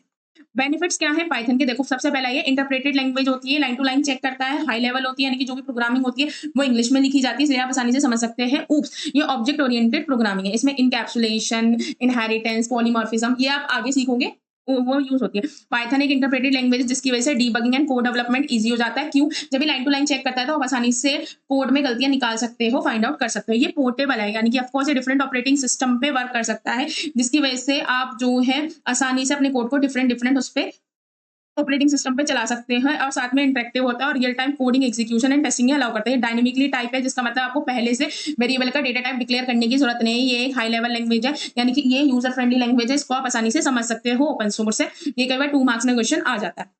अब जैसे बहुत सारी प्रोग्रामिंग लैंग्वेज में सेमीकोलन एंड में लगाया जाता है, लेकिन जैसे आपने पाइथन के 2-3 प्रोग्राम देखे, अगर आप उसमें सेमीकोलन लगाओ तो क्या होगा, तो सेमीकोलन जो है ये रेदर देन टर्मिनेशन, ये जो है सेपरेशन का काम करता है, ये कोई एरर प्रोड्यूस नहीं करता। जैसे print high semicolon print bye semi, ये एज अ सेपरेशन का काम यूज करता है, कि यानी कि जैसे हम लगाते हैं my hobbies are singing dancing comma, इस तरह से print hi comma print bye print comma, इस तरह सेपरेशन का काम करता है, कोई एरर प्रोड्यूस नहीं करता है। ठीक है, अब आते हैं हम ऑपरेटर। ऑपरेटर क्या होते हैं? एक स्पेशल सिंबल होते हैं जो पाइथन में यूज किए जाते हैं ताकि अरिथमेटिक एंड लॉजिकल कंप्यूटेशन को परफॉर्म किया जा सके। अब जैसे लिखा है a प्लस बी, तो प्लस एक सिंबल है, ये एक ऑपरेटर जिसकी मदद से कोई भी arithmetic and logical operation perform होता है। ऑपरेंड वैल्यू होती है जिसपे ऑपरेटर को कोई टास्क करना होता है। ए एंड बी क्या है? ऑपरेंड है, जिसपे एक ऑपरेटर जो कि प्लस है उसे एडिशन परफॉर्म करना है। बहुत तरह के ऑपरेटर अवेलेबल है पाइथन में, जैसे कि arithmetic, comparison, assignment, logical, bitwise और आइडेंटिटी एंड मेंबरशिप। तो सबसे पहले हम सीखते हैं अरिथमेटिक ऑपरेटर। सबसे पहले होता है प्लस माइनस मल्टीप्लाई। 2 नंबर को ऐड करने के लिए प्लस को यूज करते हैं, सब्ट्रैक्ट करने के लिए माइनस को, मल्टीप्लाई करने के लिए मल्टीप्लाई के सिंबल को। ये होता है डिवाइड का, जैसे आप 50 डिवाइड 2 लिखते हैं तो आपका क्वोशिएंट आपको मिल जाता है, यानी कि 20 को 50 से डिवाइड करेंगे कितनी बार कटेगा? 25 बार। लेकिन आप जब मॉडुलस का यूज करते हो तो जो रिमाइंडर बचता है, यानी कि सपोज 21 लिखा है और ये 2 है, तो 2 1 जा 2, रिमाइंडर क्या बचा? 1। जितनी जो रिमाइंडर बचता है उसके लिए मॉडुलस ऑपरेटर यूज होता है। फिर आता है ये एक्सपोनेंट, 10 की पावर 3, ये डबल स्टार जो है एक्सपोनेंट पावर के लिए यूज होता है। जब आप फ्लोर डिवीजन यूज करते हो तो फ्लोर डिवीजन क्या करता है? जो फ्लोट वाली वैल्यू आती है, अगर आप इसको डिवाइड करोगे, 3 2 जा 6 है ना, 3 2 जा 6 बचा 1, और 2.3333 2.33 बार कटेगा, ये 2.333 ऐसे कटेगा भाई। 3 2 जा 6 बचे 1, 3 3 जा 9 3 3 जा 9 2.3333 कटेगा। तो जो फ्लोर डिवीजन है ये पॉइंट से पहले वाली इंटीजर वैल्यू आपको प्रोवाइड कर दे, यानी कि नियरेस्ट इंटीजर प्रोवाइड करता है। लेकिन अगर आप डिवाइड करोगे, यानी कि 7 डिवाइड बाय 3 करोगे ना, यहाँ पे मैं आपको एक मिनट एज एन एग्जाम्पल करके दिखाती हूँ ताकि आपको ये चीज समझ आए। देखो, अगर मैं लिखती हूँ प्रिंट 7 डिवाइड 3 और प्रिंट 7 फ्लोर डिवीजन, कई बार 2 मार्क्स में क्वेश्चन आ जाता है कि इसमें डिफरेंस क्या है। अगर मैं 7 डिवाइड बाय 3 लिखती हूँ, इसका मतलब है जितनी बार कटेगा उतना पूरा का पूरा। यहाँ पे ऐसा कुछ नहीं है सी की तरह कि आपने दोनों वैल्यू इंट ली है तो आंसर भी इंट में आएगा, क्योंकि यहाँ पे हम कोई डेटा टाइप पहले से डिक्लेयर ही नहीं करते, तो एक्सप्लिसिटली कुछ नहीं लेता। अगर आप 7 डिवाइड बाय 3 करेंगे तो जितनी बार पूरा कट रहा होगा उतना ही आंसर आएगा। लेकिन जैसे अगर आप फ्लोर डिवीजन का यूज करेंगे तो देखो 2.33 से नियरेस्ट फ्लोटिंग नंबर को इंटीजर वैल्यू क्या है? 2, तो 2 आप लिख देंगे। ठीक है, तो इसमें ये डिफरेंस है, कई बार 2 मार्क्स में आ जाता है। अब देखो, इसको कई बार प्रोग्राम के फॉर्म में 2 नंबर को ऐड करेंगे। देखो x और y क्या लिया आपने? 2 वैल्यू ली, जिसमें आपने एक में 10 डाला, एक में 3। x प्लस 5 करेंगे 13 आंसर आएगा, माइनस करेंगे 7 आएगा, मल्टीप्लाई करेंगे 30 आएगा, डिवाइड करेंगे तो 3 3 जा 9 3.3333, जितनी बार कटना है पूरा उतनी बार कटेगा, है ना, इसमें 4th वैल्यू। ठीक है, अब अगर मॉडुलस करेंगे, देखो मैं करके दिखाती हूँ, यहाँ पे ही हटाते हैं। अब मैंने लिखा 10 ये है ना, तो देखो कितना आएगा 1, यानी कि 3 3 जा 9, रिमाइंडर कितना बचा? 1। कितनी बार कटा? 10 को 3 से डिवाइड करोगे, 3 3 जा 9 होगा ना, तो रिमाइंडर कितना बचा? 1। यानी कि जो रिमाइंडर आता है इंटीजर बार कटने के बाद उसे बोलते हैं मॉडुलस। फ्लोर डिवीजन यानी कि 3.33 बार ये पूरा कटेगा, तो क्लोजेस्ट वो क्या है? 3, तो 3 आ गया। अब ये है एक्सपोनेंट, 2 की पावर 3, 8 आंसर आ गया। तो ये आपके जितने भी अरिथमेटिक ऑपरेटर थे ये कंप्लीट हो गया। और फ्लोर डिवीजन और नॉर्मल डिवीजन में कई बार डिफरेंस आता है। डिवीजन जितनी बार कटता है उतनी बार कट के देता है। Floor division closest nearest integer provide करता है। अगला आता है आपका comparison operator. Comparison operator suppose x की वैल्यू 10 है, वाई की वैल्यू 3 है, कंपैरिजन लेस देन एक्स की वैल्यू क्या छोटी है वाई से? नहीं, तो आंसर क्या आ गया? फॉल्स। क्या एक्स की value less than equal to Y है? यानी से बोलते हैं लेस देन इक्वल टू क्या 10 छोटा या इक्वल है 3 से? नहीं, कंडीशन फॉल्स। क्या एक्स बड़ा है वाई से? इसको बोलते हैं ग्रेटर देन, हाँ कंडीशन ट्रू। क्या एक्स ग्रेटर देन ये या तो बड़ा हो या इक्वल है? हाँ बड़ा है, कंडीशन ट्रू। ये होता है इक्वल टू, यानी कि left hand side right hand side की इक्वल, यानी कि एक्स की जो वैल्यू है वो वाई के इक्वल होनी चाहिए। क्या 10 3 के इक्वल है? नहीं, फॉल्स। एक्स की वैल्यू वाई के इक्वल नहीं होनी चाहिए, यानी कि left hand side right hand side के इक्वल नहीं होना चाहिए। क्या 10 3 के इक्वल होता है? नहीं होता, कंडीशन ट्रू। अगले आते हैं आपके लॉजिकल ऑपरेटर। लॉजिकल ऑपरेटर होता है एंड और नॉट। इसको यूज किया जाता है, बोलते हैं लॉजिकल एंड, इसको लॉजिकल और, इसको लॉजिकल। एंड का मतलब है all condition must be true, और का मतलब है कोई भी एक भी कंडीशन ट्रू होगी। नॉट का मतलब है जो आप बोलोगे उसका उल्टा करना। अब मैंने 2 बोला, एक्स क्या 10 बड़ा होता है 3 से? Condition true. क्या 3 छोटा होता है 9 से? Condition true. एंड का मतलब, अब देखो प्रिंट करा, डबल कोट्स में क्या लिखा? एक्स एंड वाई, एक्स और वाई नॉट एक्स। तो जो लिखा हुआ है वो मैंने स्क्रीन पे एज इट इज क्या कर दिया?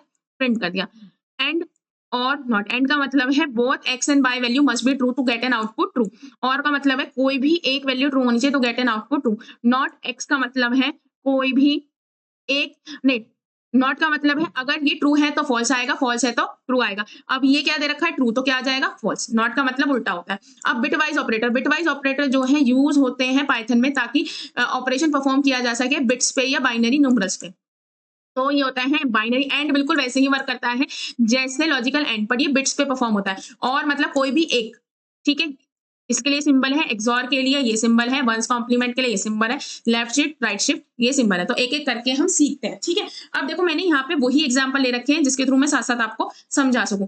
2 and 5, 2 को मैंने बाइनरी में लिखा था, वो एक बिट में, एक बाइट में 8 बिट होते हैं, तो मैं 8 बिट में रिप्रेजेंट कर रही हूँ। अगर आपको लगता है तो आप जो है 8 बिट से ज्यादा में भी रिप्रेजेंट कर सकते हैं। किसी की पावर 0 क्या होता है? 1, 2 की पावर 1, 2, 2 की पावर 2, 4, 2 की पावर 3, 8, 2 की पावर 4, 16, 2 की पावर 5, 32, 6, 7। तो 2 की पावर 0 से 7 तक लिख दिया।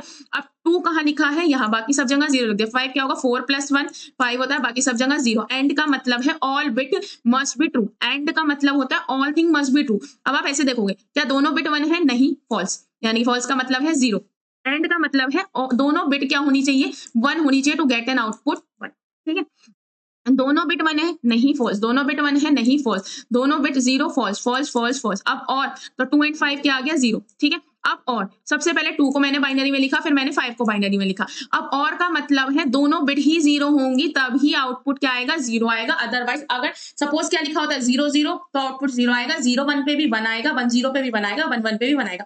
एंड का मतलब है कि दोनों बिट 1 होनी चाहिए तभी आउटपुट 1 आएगा। और का मतलब होता है दोनों ही बिट 0 होंगी तो ही आउटपुट क्या आएगा? 0। अब देखो, एक बिट 1 है आउटपुट 1 आ जाएगा, एक बिट 1 है आउटपुट 1 आ जाएगा, एक बिट 1 है आउटपुट 1 आ जाएगा। जब दोनों ही बिट 0 हैं तो ही 0 आएगा। तो इसका, ये किसका बाइनरी है? 7 का। 4 + 2 6 + 1, तो 2 और 5 कितना आ गया? 7। अब आते हैं एक्सॉर पे।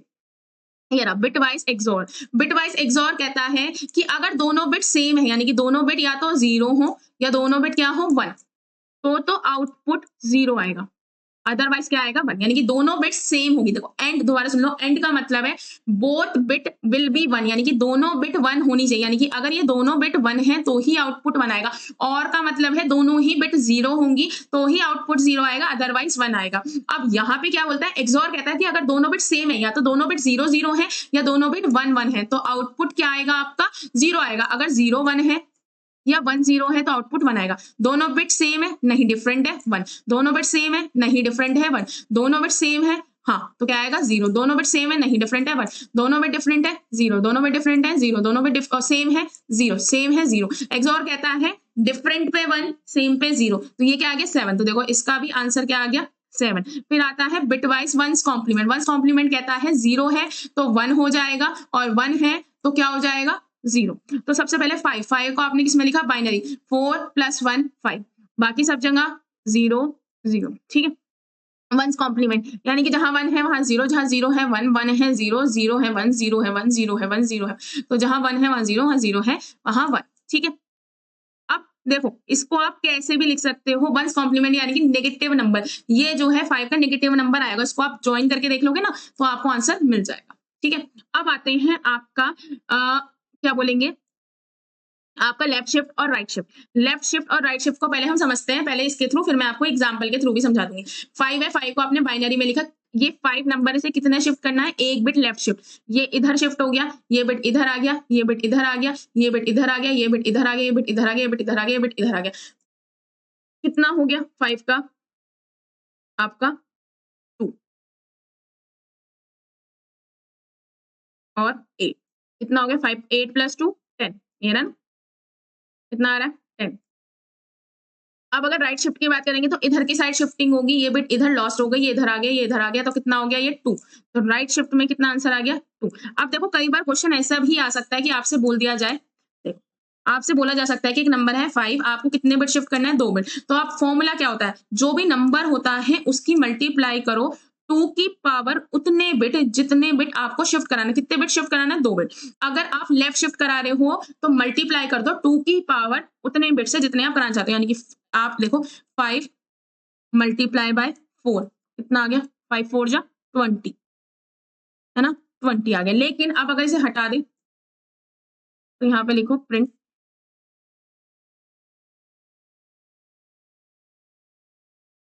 तो 20 आ गया, वही आएगा ना। यानी कि फॉर्मूला क्या है, नंबर, इसको आप ऐसे लिख सकते हैं, फॉर्मूला है नंबर मल्टीप्लाई 2 की power number of bits, 2 multiply number of bits you want to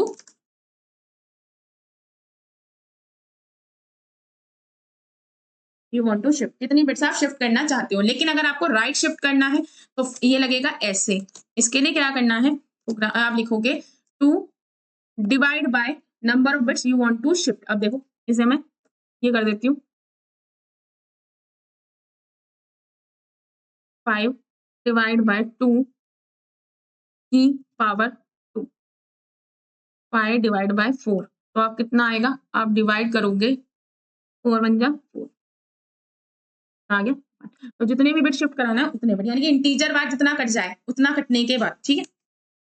question अब ये आ गया, आपको क्वेश्चन सेव करना। अब अगला आता है मेंबरशिप, तो आपके मेंबरशिप ऑपरेटर है एंड देन आपका आइडेंटिटी आपका कंप्लीट हो गया। देन फिर हमारा जो है लास्ट टॉपिक बचेगा, ठीक है।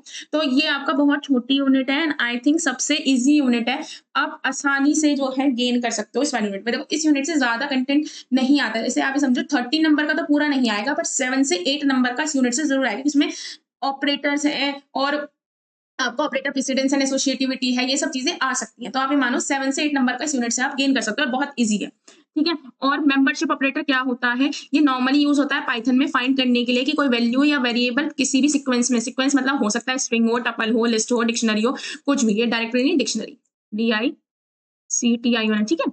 तो मेंबरशिप ऑपरेटर कौन सा आता है, इन एंड नॉट इन, ठीक है। ये 2 ऑपरेटर है मेंबरशिप। तो सबसे पहले देखो मैंने एक लिस्ट ली जिसके अंदर 1 2 3 4 डाला, बी की वैल्यू कितनी है 2, क्या बी जो है L1 में है, क्या 2 इस लिस्ट में है, अगर है तो क्या प्रिंट हो जाएगा हेलो, नहीं तो क्या प्रिंट होगा बाय। बी की वैल्यू कितनी है 2 इसमें अवेलेबल है, हाँ, तो क्या प्रिंट हो गया हेलो। अब देखो मेंबरशिप, इसको पढ़ने से पहले देखो दूसरा क्या है, नॉट इन एल, एक लिस्ट है, क्या बी की वैल्यू है 2, क्या बी L1 में नहीं है, 2 क्या L1 में नहीं है, अगर नहीं है तो हेलो प्रिंट होगा, नहीं तो बाय। पर बी जो है L1 में है तो क्या प्रिंट हो जाएगा बाय, ये भी पढ़ेंगे। अब देखो ये आपने पढ़ लिया आपका लिस्ट, ऐसे ही देखो टपल, क्या लिखा है 1 2 3 4, दिस इज टपल, बी एक वेरिएबल, इसकी वैल्यू, क्या बी L1 में नहीं है, अगर L1 में नहीं है तो कंडीशन ट्रू है, क्या 2 L1 में नहीं है, 2 L1 में है तो क्या प्रिंट हो जाएगा बाय। अब अगर मैंने लिखा है टपल बनाए हैं, ये लिस्ट थी, लिस्ट स्क्वायर ब्रैकेट से रिप्रेजेंटेड, टपल पैरेंथेसिस से, बी की वैल्यू क्या है 2, क्या बी L1 में है, हाँ बी L1 में है, तो ये कंडीशन ट्रू गई, तो क्या प्रिंट हो जाएगा हेलो। अब ऐसे ही आप स्ट्रिंग भी यूज कर सकते हैं, this is string, Python programming, B की वैल्यू क्या है L, क्या L जो है L स्मॉल L क्या L1 में है बाई, LPYTH नहीं है तो क्या प्रिंट होगा बाय। अब ऐसे ही यहाँ पे देखो क्या जो बी है वो L1 में नहीं है। L1 एक स्ट्रिंग ले रखी है। देखो पहले केस में मैंने L1 को क्या माना था, एक लिस्ट मानी थी और बी एक वेरिएबल था। अगर इन लगाऊंगी तो अगर वो प्रेजेंट होगा तो कंडीशन ट्रू होगी, नॉट इन में अगर वो प्रेजेंट नहीं होगा तो कंडीशन। ऐसे ही मैंने टपल लिया और ऐसे ही मैंने क्या ली, स्ट्रिंग और एक वेरिएबल लिया जिसकी वैल्यू है L। तो क्या L जो है पाइथन प्रोग्रामिंग में लिखी हुई है, L पाइथन प्रोग्रामिंग में नहीं है कहीं भी, तो इसलिए क्या प्रिंट होगा, बाय। अब नॉट इन का मतलब होता है कि बी की जो भी वैल्यू है वो L1 में प्रेजेंट नहीं होनी चाहिए। क्या वो L1 में प्रेजेंट नहीं है, वो L1 में प्रेजेंट नहीं है, तो कंडीशन ट्रू होगी तो क्या प्रिंट हो जाएगा, हेलो।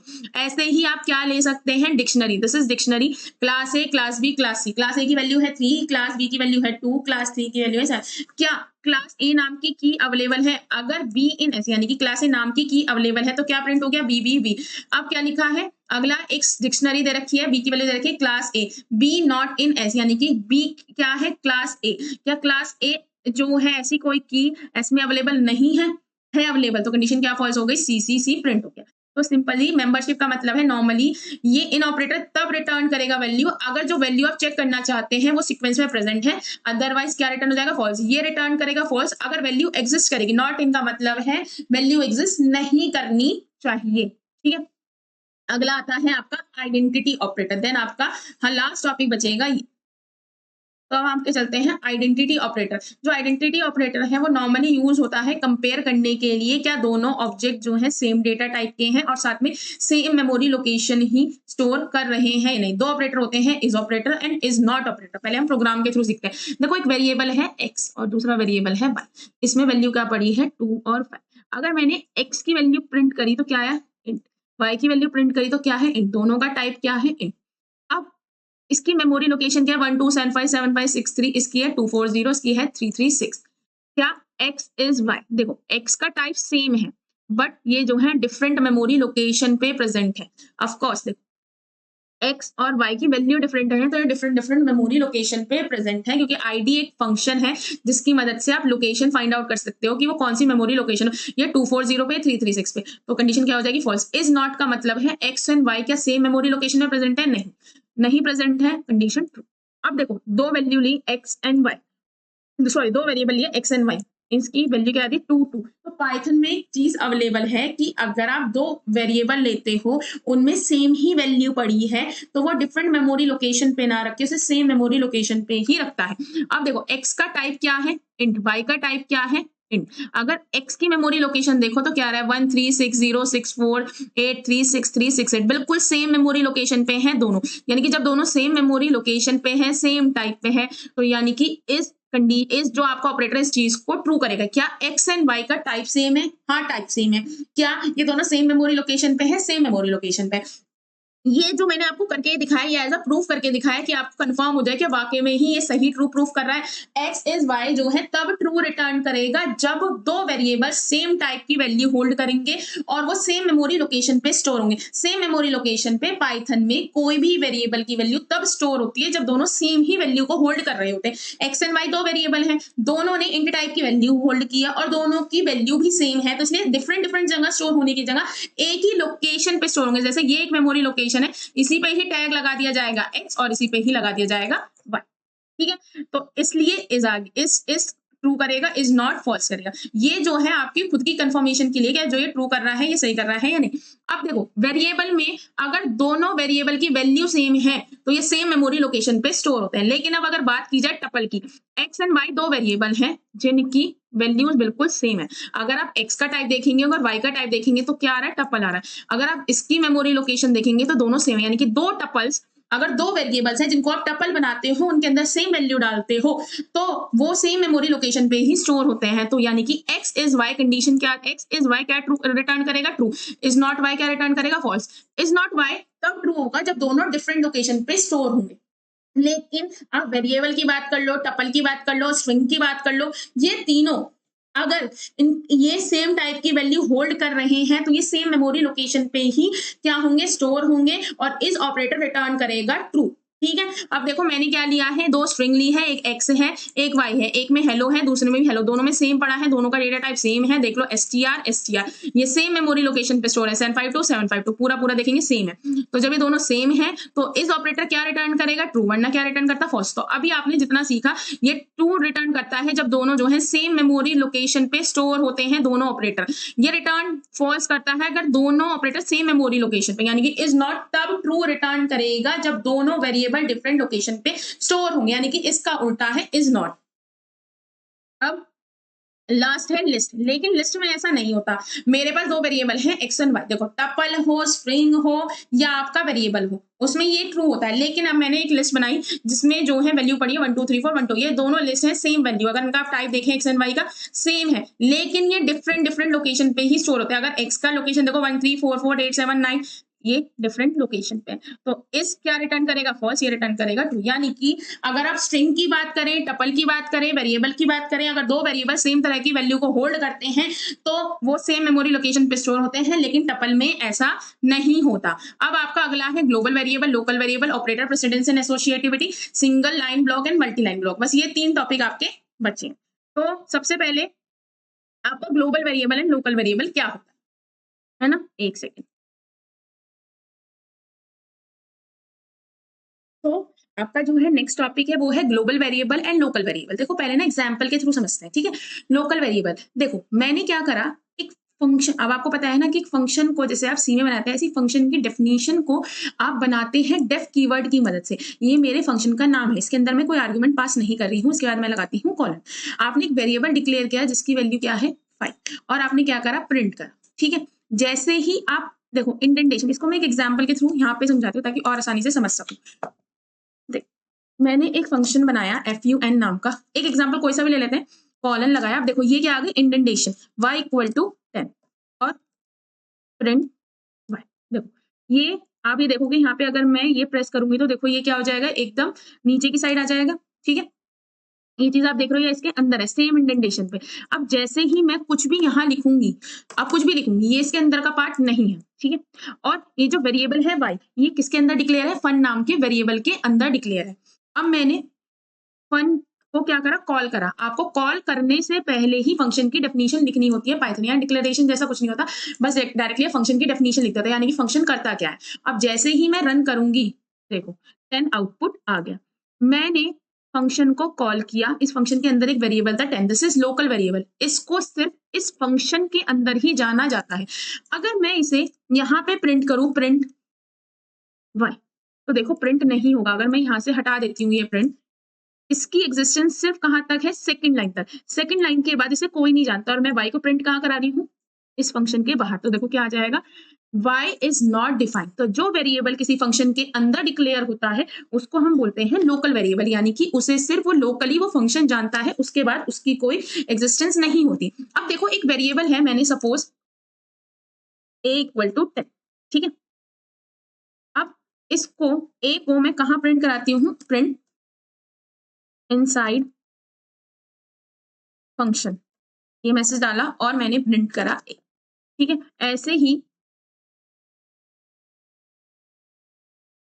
आउटसाइड, ये एक वेरिएबल है a, जो मैंने कहाँ डिक्लेयर किया, मैंने बाहर डिक्लेयर किया, इस फंक्शन के अंदर ये गिवन नहीं है। अब मैंने सिर्फ y को कहाँ दे रखा है, इस फंक्शन के अंदर, लेकिन a बाहर है। अब देखो मैं प्रिंट करूंगी तो इस फंक्शन के अंदर भी ये यूज हो सकता है, फंक्शन के बाहर भी ये यूज हो सकता है। तो जो वेरिएबल ग्लोबली अवेलेबल होता है, देखो इवन दो मैं एक और फंक्शन बनाती हूँ डेफ a, ठीक है, और मैंने सिर्फ इसके अंदर प्रिंट कराया है इनसाइड, मैंने इसके अंदर प्रिंट कराया किसको, आपके ए को, ठीक है, या फिर इसका नाम दे दो y, जाके कंफ्यूजन ना हो। और मैंने इसको भी कॉल करी y फंक्शन। अब देखो ये एक फंक्शन है, एक ये फंक्शन है, ठीक है। फंक्शन की डेफिनेशन है फन नाम की, ये y नाम के फंक्शन की डेफिनेशन है, ठीक है। इसके अंदर ना मैंने a को डिक्लेयर करना है ना इसके अंदर डिक्लेयर कर रखा, वो मैंने क्या कर रखा है, बाहर डिक्लेयर कर रखा है, किसी के अंदर डिक्लेयर नहीं कर रखा। अब जब मैंने फंक्शन कॉल करी तो किसको करी, फन को, और किसको कॉल करी, y को। तो जब इस को कॉल करेगी तो ए जो है इसके अंदर डिक्लेयर नहीं है लेकिन बाहर डिक्लेयर है, तो कोई एरर शो नहीं होगी। देखो इनसाइड द फंक्शन भी ये डिक्लेयर हो गया, ए वाला भी चल गया और आउटसाइड वाला भी चल गया। तो इसे कह सकते हैं जो वेरिएबल किसी भी फंक्शन के अंदर डिक्लेयर नहीं होते हैं, बाहर डिक्लेयर होते हैं और उन्हें कोई भी यूज कर सकता है। देखो मैंने एक्स को बाहर डिक्लेयर करा और मैं प्रिंट कहाँ करा रही हूँ, ए फंक्शन के अंदर, और ये क्या फंक्शन कॉल, तो क्या प्रिंट हो गया, 10 प्रिंट हो गया। यानी कि ये जो है global variable outside the function declare होते हैं, फंक्शन के अंदर होते हैं। ये डेटा शेयरिंग ऑफर करते हैं, डेटा शेयरिंग ऑफर नहीं करते। यानी कि लोकल वेरिएबल को सिर्फ वही फंक्शन यूज कर सकते हैं जिनके अंदर उन्हें डिक्लेयर करा जाता है। ग्लोबल वेरिएबल को कोई भी फंक्शन उन्हें यूज कर सकता है। इनको आप पूरे प्रोग्राम में कोई भी एक्सेस कर सकता है, लेकिन ये सिर्फ फंक्शन के अंदर ही एक्सेस किए जा सकते हैं। ये जब क्रिएट होते हैं, जब एग्जीक्यूशन जो है प्रोग्राम की बिगिन होती है, और ये तब इनकी लाइफ टाइम लॉस्ट होती है जब प्रोग्राम एंड होता है। लेकिन ये तब क्रिएट होता है जब फंक्शन स्टार्ट होता है उसका एग्जीक्यूशन, और जैसे ही फंक्शन एंड होगा ये भी एंड हो जाते हैं। ठीक है, जो वैल्यू होती है, once the value change it is reflected throughout. जो भी वैल्यू चेंज होती है वो पूरे जहां जहां ग्लोबल वेरिएबल को यूज किया जाएगा वहीं पे चेंज होगा, लेकिन इसमें सिर्फ फंक्शन के अंदर ही चेंज होता है, दूसरे फंक्शन पे कोई इफेक्ट नहीं होता है। ठीक है, अगला आपका टॉपिक आता है ऑपरेटर प्रेसिडेंस एंड एसोसिएटिविटी। देखो प्रेसिडेंस का मतलब होता है कि जब मल्टीपल ऑपरेटर एक एक्सप्रेशन के अंदर जिसमें डिफरेंट डिफरेंट प्रेसिडेंस है, तो कौन सा पहले ऑपरेट होगा कौन सा बाद में। यानी कि सपोज मल्टीप्लाई और प्लस है तो पहले कौन परफॉर्म होगा, मल्टीप्लाई, फिर क्या होगा, प्लस। लेकिन अगर सेम प्रेसिडेंस के ऑपरेटर जो है उसके अंदर होता है मल्टीप्लाई और डिवाइड, तो पहले कौन परफॉर्म होगा वो बताता है associativity. Associativity left to right होती है, राइट टू लेफ्ट होती है। जैसे मल्टीप्लाई डिवाइड की होती है लेफ्ट टू राइट, यानी कि मल्टीप्लाई और डिवाइड में से पहले जो आएगा उसको मिल जाएगा। ये आपकी टेबल है, इसको आपको थोड़ा सा आइडिया होना चाहिए कि पहले एक्सपोनेंट की प्रेसिडेंस होती है, फिर प्लस माइनस की, फिर लेफ्ट से राइट साइड की, फिर एंड की। मतलब थोड़ा सा एक रफली आप याद कर लेना। अगला ये पूरी एक डिटेल टेबल दे रखी है। देखो इसमें क्या है, क्वेश्चन आ भी सकता है और नहीं भी, पर जो क्वेश्चंस आते हैं वो जो है इसी बेसिस पे आते हैं। मतलब ये दो क्वेश्चन नेगेटिव के आए हुए हैं, तो अगर आपको थोड़ा सा टाइम मिले तो उसको एक बार गो थ्रू रिवाइज तो कर ही लेना। जैसे कि एक एग्जांपल बताऊं कि मल्टीप्लाई, डिवाइड, मॉडुलस, लो डिवीजन, ये लेफ्ट टू राइट होती है। लेफ्ट टू राइट का मतलब है अगर लिखा है 20 मल्टीप्लाई 3, लो मैं एक एग्जांपल ले लेती हूँ ताकि आप समझ सको। अगर मैंने लिखा है 20 मल्टीप्लाई 3 मल्टी और डिवाइड 5, तो पहले मल्टीप्लाई परफॉर्म होगा फिर डिवाइड। अगर यहाँ पे लिखा होता ये डिवाइड और ये होता मल्टीप्लाई और ये होता फ्लो डिवीजन 6, तो सबसे पहले कौन परफॉर्म होता है, डिवाइड। यानी कि लेफ्ट से चलते वक्त जब सेम प्रेसिडेंस के ऑपरेटर आएंगे तो पहले जो लेफ्ट की तरफ आएगा पहले वो आएगा। जबकि देखो यहाँ पे क्या दे रखा है, अगर एक्सपोनेंट की बात करें, आपका कहाँ गया, ये राइट टू लेफ्ट होते हैं। राइट टू लेफ्ट का मेरा मतलब क्या है, अगर मैंने लिखा है 2 एक्सपोनेंट 3 एक्सपोनेंट 2, तो पहले क्या परफॉर्म होगा, पहले राइट से चलते, यानी कि पहले ये परफॉर्म होगा फिर ये। यानी कि पहले आप लिखोगे 2 पावर 3 3 जा 9, 2 की पावर 9 आ जाएगा। देखो चाहे आप इसे प्रिंट करा लो,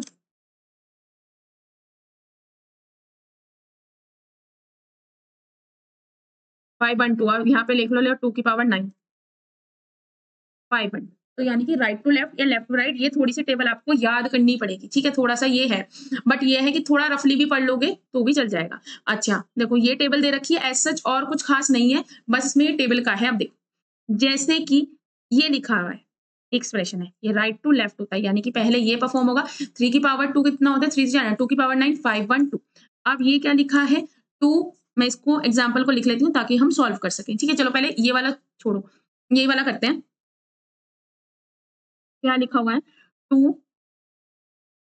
2 लेफ्ट शिफ्ट 3 लेफ्ट शिफ्ट 2, तो ये बोलता है लेफ्ट टू राइट, पहले ये परफॉर्म होगा फिर ये परफॉर्म होगा। तो यानी कि 2 मल्टीप्लाई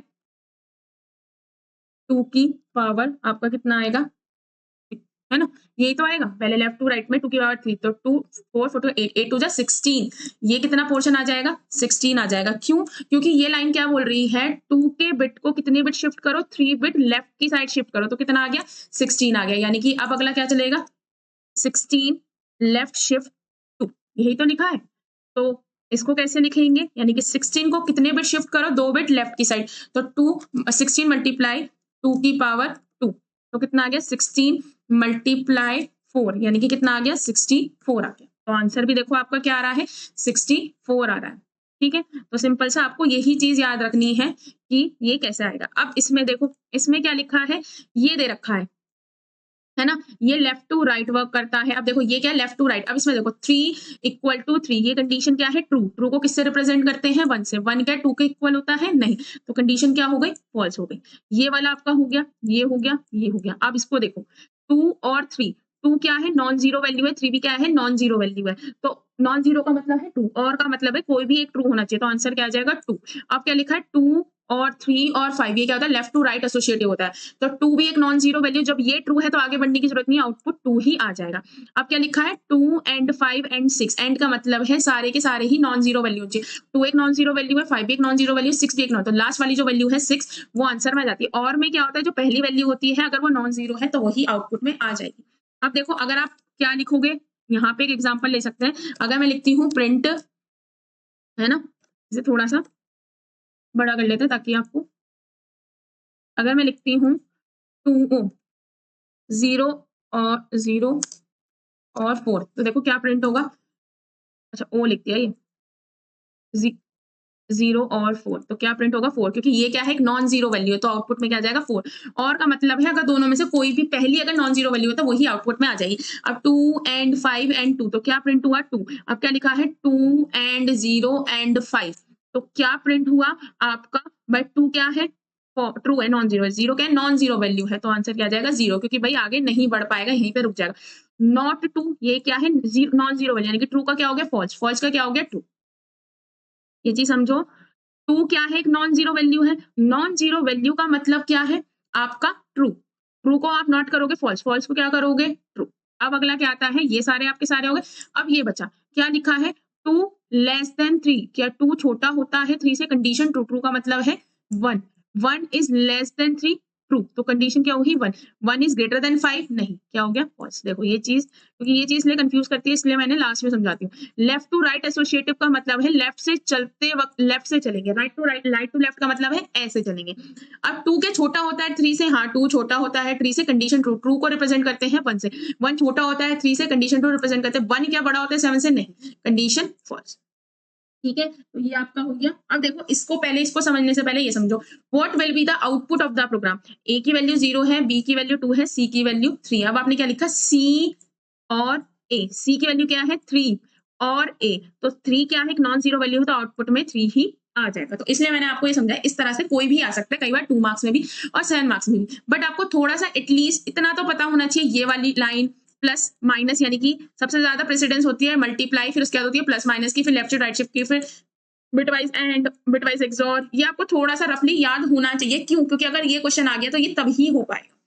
अब इस टेबल के अकॉर्डिंग सबसे ज्यादा प्रेसिडेंस जो होती है वो होती है एक्सपोनेंट की, फिर होती है, देखो सबसे ज्यादा प्रेसिडेंस होती है इसकी, फिर होती है फ्लोर डिवीजन की, सेकंड हो गई फ्लोर डिवीजन की, फिर हो गई प्लस की, फिर लेफ्ट शिफ्ट की, फिर एंड की, ये रहा आपको, ये रहा बिटवाइज एंड की, फिर आपकी होती है बिटवाइज एक्सॉर की, ये दे रखी है ना, ये दे रखी है। अब आपको ये इक्वेशन दे रखी है, इस इक्वेशन में ए की वैल्यू, बी की वैल्यू, सी की वैल्यू, तो 3 and 5 left shift 2 floor division 25 plus 10। सबसे पहले क्या है, अच्छा ये है ना, ये दे रखा है, तो सबसे पहले क्या होगा, आपने एबीसी की वैल्यू रखी, सबसे पहले क्या होगा एक्सपोनेंट 5 की पावर 2 25, ये आ गया। अब इसके बाद क्या परफॉर्म होगा फ्लोर डिवीजन। अब फ्लोर डिवीजन के लिए देखो आप क्या लिखोगे, सबसे फ्लोर डिवीजन होना है, तो यानी कि आप इसे इतना करके देख लो, अगर आप प्रिंट करोगे 2 का फ्लोर डिवीजन करोगे 25 से तो क्या आएगा 0 आएगा, है ना।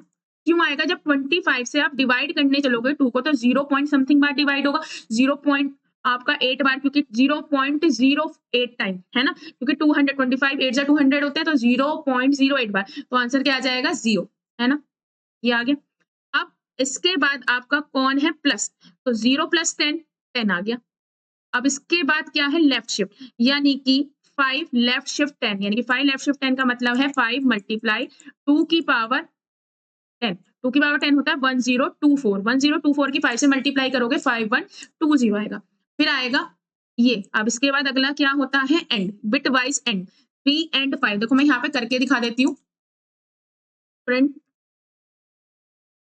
3 एंड 5, 3 एंड 5 आप कैसे करोगे, 3 को बाइनरी में लिखोगे, 5 को बाइनरी में लिखोगे, उससे आपको क्या आ जाएगा 1 मिल जाएगा। ठीक है, अब एक मिनट 3 एंड 5 नहीं, अच्छा 3510, 352120, तो क्या आएगा 0। ठीक है। आप यानी कि 5120 और इसको आप इसमें लिखोगे बाइनरी में, और जब आप इनका बिटवाइज एंड करोगे तो 0 आ जाएगा। अब ये आपको याद रखना है, किसी भी नंबर का आप 0 के साथ एक्सॉर करते हो तो वही वैल्यू आती है, और 1 के साथ करते हो तो कॉम्प्लीमेंट आती है। यानी कि ए के जो ए में जैसे लिखा होगा 0 1 0 1, तो उसकी सारी बिट क्या हो जाएंगी, कॉम्प्लीमेंट हो जाएंगी, यानी कि ए कॉम्प्लीमेंट आता है। तो 0 का अगर आप एक्सॉर करते हो किसी भी नंबर से तो वही नंबर एज एन आउटपुट आ जाता है। तो आपको ये थोड़ा सा ध्यान रखना है। अब आपको ये याद करना पड़ेगा कि भाई सबसे ज्यादा प्रेसिडेंस इसकी होती है एक्सपोनेंट की, फिर होती है फ्लोर डिवीजन की, फिर प्लस की, फिर ये याद रहेगा तब, यानी कि टेबल थोड़ी सी याद करनी पड़ेगी। ये दोनों AKTU में ही आए हुए हैं। अगला ये दे रखा है, इसमें ABC की वैल्यू है। सबसे ज्यादा प्रेसिडेंस इसकी होती है एक्सपोनेंट की, बट इसकी एसोसिएटिविटी क्या होती है, राइट टू लेफ्ट, यानी कि राइट से चलते हुए। फिर होती है लेफ्ट शिफ्ट राइट शिफ्ट की, इनकी एसोसिएटिविटी होती है लेफ्ट टू राइट। फिर होती है बिटवाइज एक्सॉर, किसकी होती है लेफ्ट टू राइट। अब आपने ABC की वैल्यू उसमें क्या कर दी, फिल कर दी। अब देखो मेरे पास एक एक्सपोनेंट ये दे रखा है, एक की पावर दे रखी है, तो इसकी एसोसिएटिविटी क्या, राइट टू लेफ्ट। तो पहले ये परफॉर्म होगा 10 की पावर 3 यानी कि 1000। एक सेकेंड, 10 की पावर 3 1000, तो ये आ गया। फिर अगला आप क्या परफॉर्म, अगला क्या है, राइट से चलते वक्त पहले कौन मिल रहा है, इन दोनों में से ये मिल रहा है, तो 5 5 जा 25। अब इसके बाद लास्ट वाला 3 की पावर 2 9। अब इसके बाद नेक्स्ट कौन है, लेफ्ट शिफ्ट राइट शिफ्ट। अब लेफ्ट शिफ्ट राइट शिफ्ट की प्रेसिडेंस सेम है, तो लेफ्ट टू राइट पहले कौन मिल रहा है, लेफ्ट शिफ्ट। तो 9 मल्टीप्लाई 2 की पावर 2, 9 4 जा 36। 36 का अगर आप राइट शिफ्ट करेंगे यानी कि 36 डिवाइड बाय 2 की पावर 25, तो ऑफकोर्स 0 पॉइंट समथिंग कुछ आएगा, इसलिए यहाँ पे लिख दिया 0। और 0 का एक्सॉर आप किसी भी नंबर से करते हैं वही आपको एज एन आउटपुट मिल जाता है। ये दोनों क्वेश्चन AKTU में आए हैं। इस तरह का कोई भी क्वेश्चन आ सकता है, इसलिए आप एटलीस्ट थोड़ा सा टाइम लगा के इस वाली टेबल का ओवरव्यू ले लो, और एक तरह से आप कह सकते हैं इस टेबल को पूरा एक बार आप क्रैम कर लो, ये एक तरीका है ना। अब देखो एक कई बार ये लिस्ट पे भी क्वेश्चंस आ जाते हैं। यहाँ पे मैं लिख देती हूँ, this is index 0, index 1, index 2, है ना, इंडेक्स 3, इंडेक्स। अब पहले क्या बोल रहा है, 0 से इंडेक्स 3 तक, 0 से इंडेक्स 3 तक, यानी कि 0 इंडेक्स पे 1 है, 1 इंडेक्स पे 2 है, 2 इंडेक्स पे 3 है, 3 इंडेक्स पे 4 है। 0 से 3 तक जाना है, 3 पे जाना नहीं है, तो 1 2 3 प्रिंट हो जाएगा। अब इसने क्या बोला, 3 से 0 तक। अब एक चीज समझो, 0 से 3 तक जाना है, बाय डिफॉल्ट कितने का जंप करेंगे, 1 1 का। अब आपको कहां से जाना है, 3 से 0 तक। 3 में +1 करेंगे तो क्या आएगा, 4 आएगा। 4 में +1 करेंगे 5, तो ये गलत इंडेंट आपने इंडेक्स दिया, इसलिए खाली लिस्ट मिल जाएगी। अब 2 से -1 तक, देखो दिस इज -1, 2 से -1 तक, यानी कि ये वाली वैल्यू तक, लास्ट वाली वैल्यू लेनी नहीं है, तो 3 4 एज एन आउटपुट आ जाएगा। आपने क्या बोला है, ये वाला हो गया। अब आपने बोला -1 से -2 तक जाना है। अब एक चीज बताओ, जब बाय डिफॉल्ट आप क्या करते हो, +1 ऐड करते हो। देखो 0 से 3 तक, 0 से 3 का मतलब बाय डिफॉल्ट आप 1 ऐड करते हो। आप क्या बोल रहे हो, -1 से -2 तक। -1 में जब आप +1 करोगे तो क्या आएगा, 0। -2 में +1 कर, तो यानी कि -1 से आप डायरेक्टली कहां पहुंचोगे, 0 पे, तो इसलिए आउटपुट क्या आएगा, खाली लिस्ट। अब आपसे क्या बोला, 0 से 4, 0 से 4 2 2 का जंप। जब आप ये वाला कॉलन लगा देते हो उसका मतलब है आप 2 2 का जंप करा रहे हो। लेकिन जब आप सिर्फ एक ही कॉलन लगाते हो तो बाय डिफॉल्ट 1 का जंप होता है। तो आपने बोला 0 से 4, 0 पहले 1 प्रिंट हो जाएगा, 2 का जंप 3 प्रिंट हो जाएगा, फिर 2 का जंप 4 आएगा, लेकिन लास्ट वाली वैल्यू लेनी नहीं है, इसलिए 1 से लेकर 3 तक आ जाएगा, है ना। 1 2 3 4 5, 1 2 3 4 5। अब अगला क्या है, 1 से लेकर 4 तक पर -1 का जंप, यानी कि 1 में आप -1 करोगे। देखो 1 दे रखा है, इसमें आपको कितना सब्ट्रैक्ट करना है, पहले तो 2 आएगा, लेकिन फिर -1 करोगे तो क्या आएगा, 0, इसलिए खाली लिस्ट मिल जाएगी। फिर -4 से -2 -3 -4, -4 से -1 तक, और -4 में जब +2 करोगे तो आपको क्या मिलेगा, ये तो उल्टा मिलेगा, इसलिए खाली लिस्ट। फिर क्या है, -4, एक सेकेंड इसको मैं यहाँ रन करती हूँ। आपने क्या बोला, लिस्ट लेते हैं L1, 1, 2, 3, 4, 5, ठीक है। इसको मैं बनाती हूँ 0 1 2 3 4, ठीक है। इसको हम मान लो ये है -5 -4 -3 -3 -2 -1, ठीक है। अब ये क्या है, देखो 0 1 2 3 ये इंडेक्सिंग है, ये इंडेक्सिंग ये वाली है। अब मैंने क्या लिखा, प्रिंट L1 क्या लिया, -4 से -1 कॉलन 2। आप देखो क्या होता है, 2 और 4 क्यों है? मुझे -4 से कहाँ जाना है? -1 -4 से जब मैं -4 में सबसे पहले क्या आएगा 2 इसमें +2 करूँगी -4 और इसमें +2 करूँगी तो क्या आएगा? -2 तो ये आ गया 4 यानी कि -2 इसमें +2 करा 4 फिर इसमें +2 करूँगी तो 0 आ जाएगा पर हमें सिर्फ कहाँ तक जाना है? -1 तक तो 2 और 4 आपका आंसर आ जाएगा। ये चीज़ समझो मैंने क्या बोला -4 से -2 -4 से -1 तक जाना है यानी कि 2, 3, 4 ये वैल्यू अब मैं -4 में +2 करूँगी तो -4 में +2 करूँगी तो अगली वैल्यू क्या आएगी? -2 इसलिए क्या आ गया? 2, 4 आ गया। अब अगला मैं क्या करती हूँ? प्रिंट L1 -4 अगर मैं ये करती हूँ तो मेरे पास रहेगा 2 ठीक है। अब देखो ये चीज़ समझो जो मैं आपको ये समझाती हूँ जो प्रॉब्लम आपको आती है। प्रिंट L1 1:4 कॉलन माइनस अब देखो उसने बोला क्या है इन दोनों को हटा देते हैं। उसने क्या बोला है 1 से लेकर 4 तक लो यानी कि 1 से लेकर 4 तक। अब आपको करना क्या है -1 ठीक है। पहले 1 पहला इंडेक्स 1 पे क्या है 2 2 प्रिंट होना चाहिए लेकिन अब नेक्स्ट क्या होगा 1 में -1 करोगे तो क्या आएगा 0 इंडेक्स आएगी तो ऑफ कोर्स आउटपुट क्या आएगा खाली लिस्ट आएगी। तो इस तरह से कई बार आपके क्वेश्चंस आ जाते हैं ठीक है 2 मार्क्स में। अब अगला आता है single line of code and multi line of code ये आपका लास्ट टॉपिक है। कई बार 2 मार्क्स में ही आता है कम आता है लेकिन आपको सारे टॉपिक पता हो। कोड जो है सिंगल लाइन में लिखा जाता है कोड जो है मल्टीपल लाइन में डिवाइड हो जाता है विद प्रॉपर इंडेंटेशन जैसे कि a इक्वल टू 10 एक वेरिएबल है जिसकी वैल्यू 10 दी अगर a की वैल्यू बड़ी है ट्रू से तो क्या प्रिंट हो जाएगा हाँ ये a की लाइन में लिख दिया लेकिन अगर a की वैल्यू बड़ी है 2 से तो आपने देखो इसे स्पैन कर दिया मल्टीपल लाइन में। Might be more challenging to identify क्योंकि a की लाइन में सब कुछ लिखा होता है तो एरर फाइंड आउट करना और एरर फिक्स करना एक सिंगल लाइन में बहुत दिक्कत की बात है लेकिन जब स्ट्रक्चर वे में सारा डेटा लिखा होता है तो आप इजीली आइडेंटिफाई कर सकते हो एरर और करेक्ट कर सकते हो आपका जो भी एरर होती है। थैंक यू आपकी यूनिट 1 कंप्लीट होती है एंड यूनिट 1 बहुत इजी है आप आसानी से इसमें स्कोर कर सकते हैं ठीक है।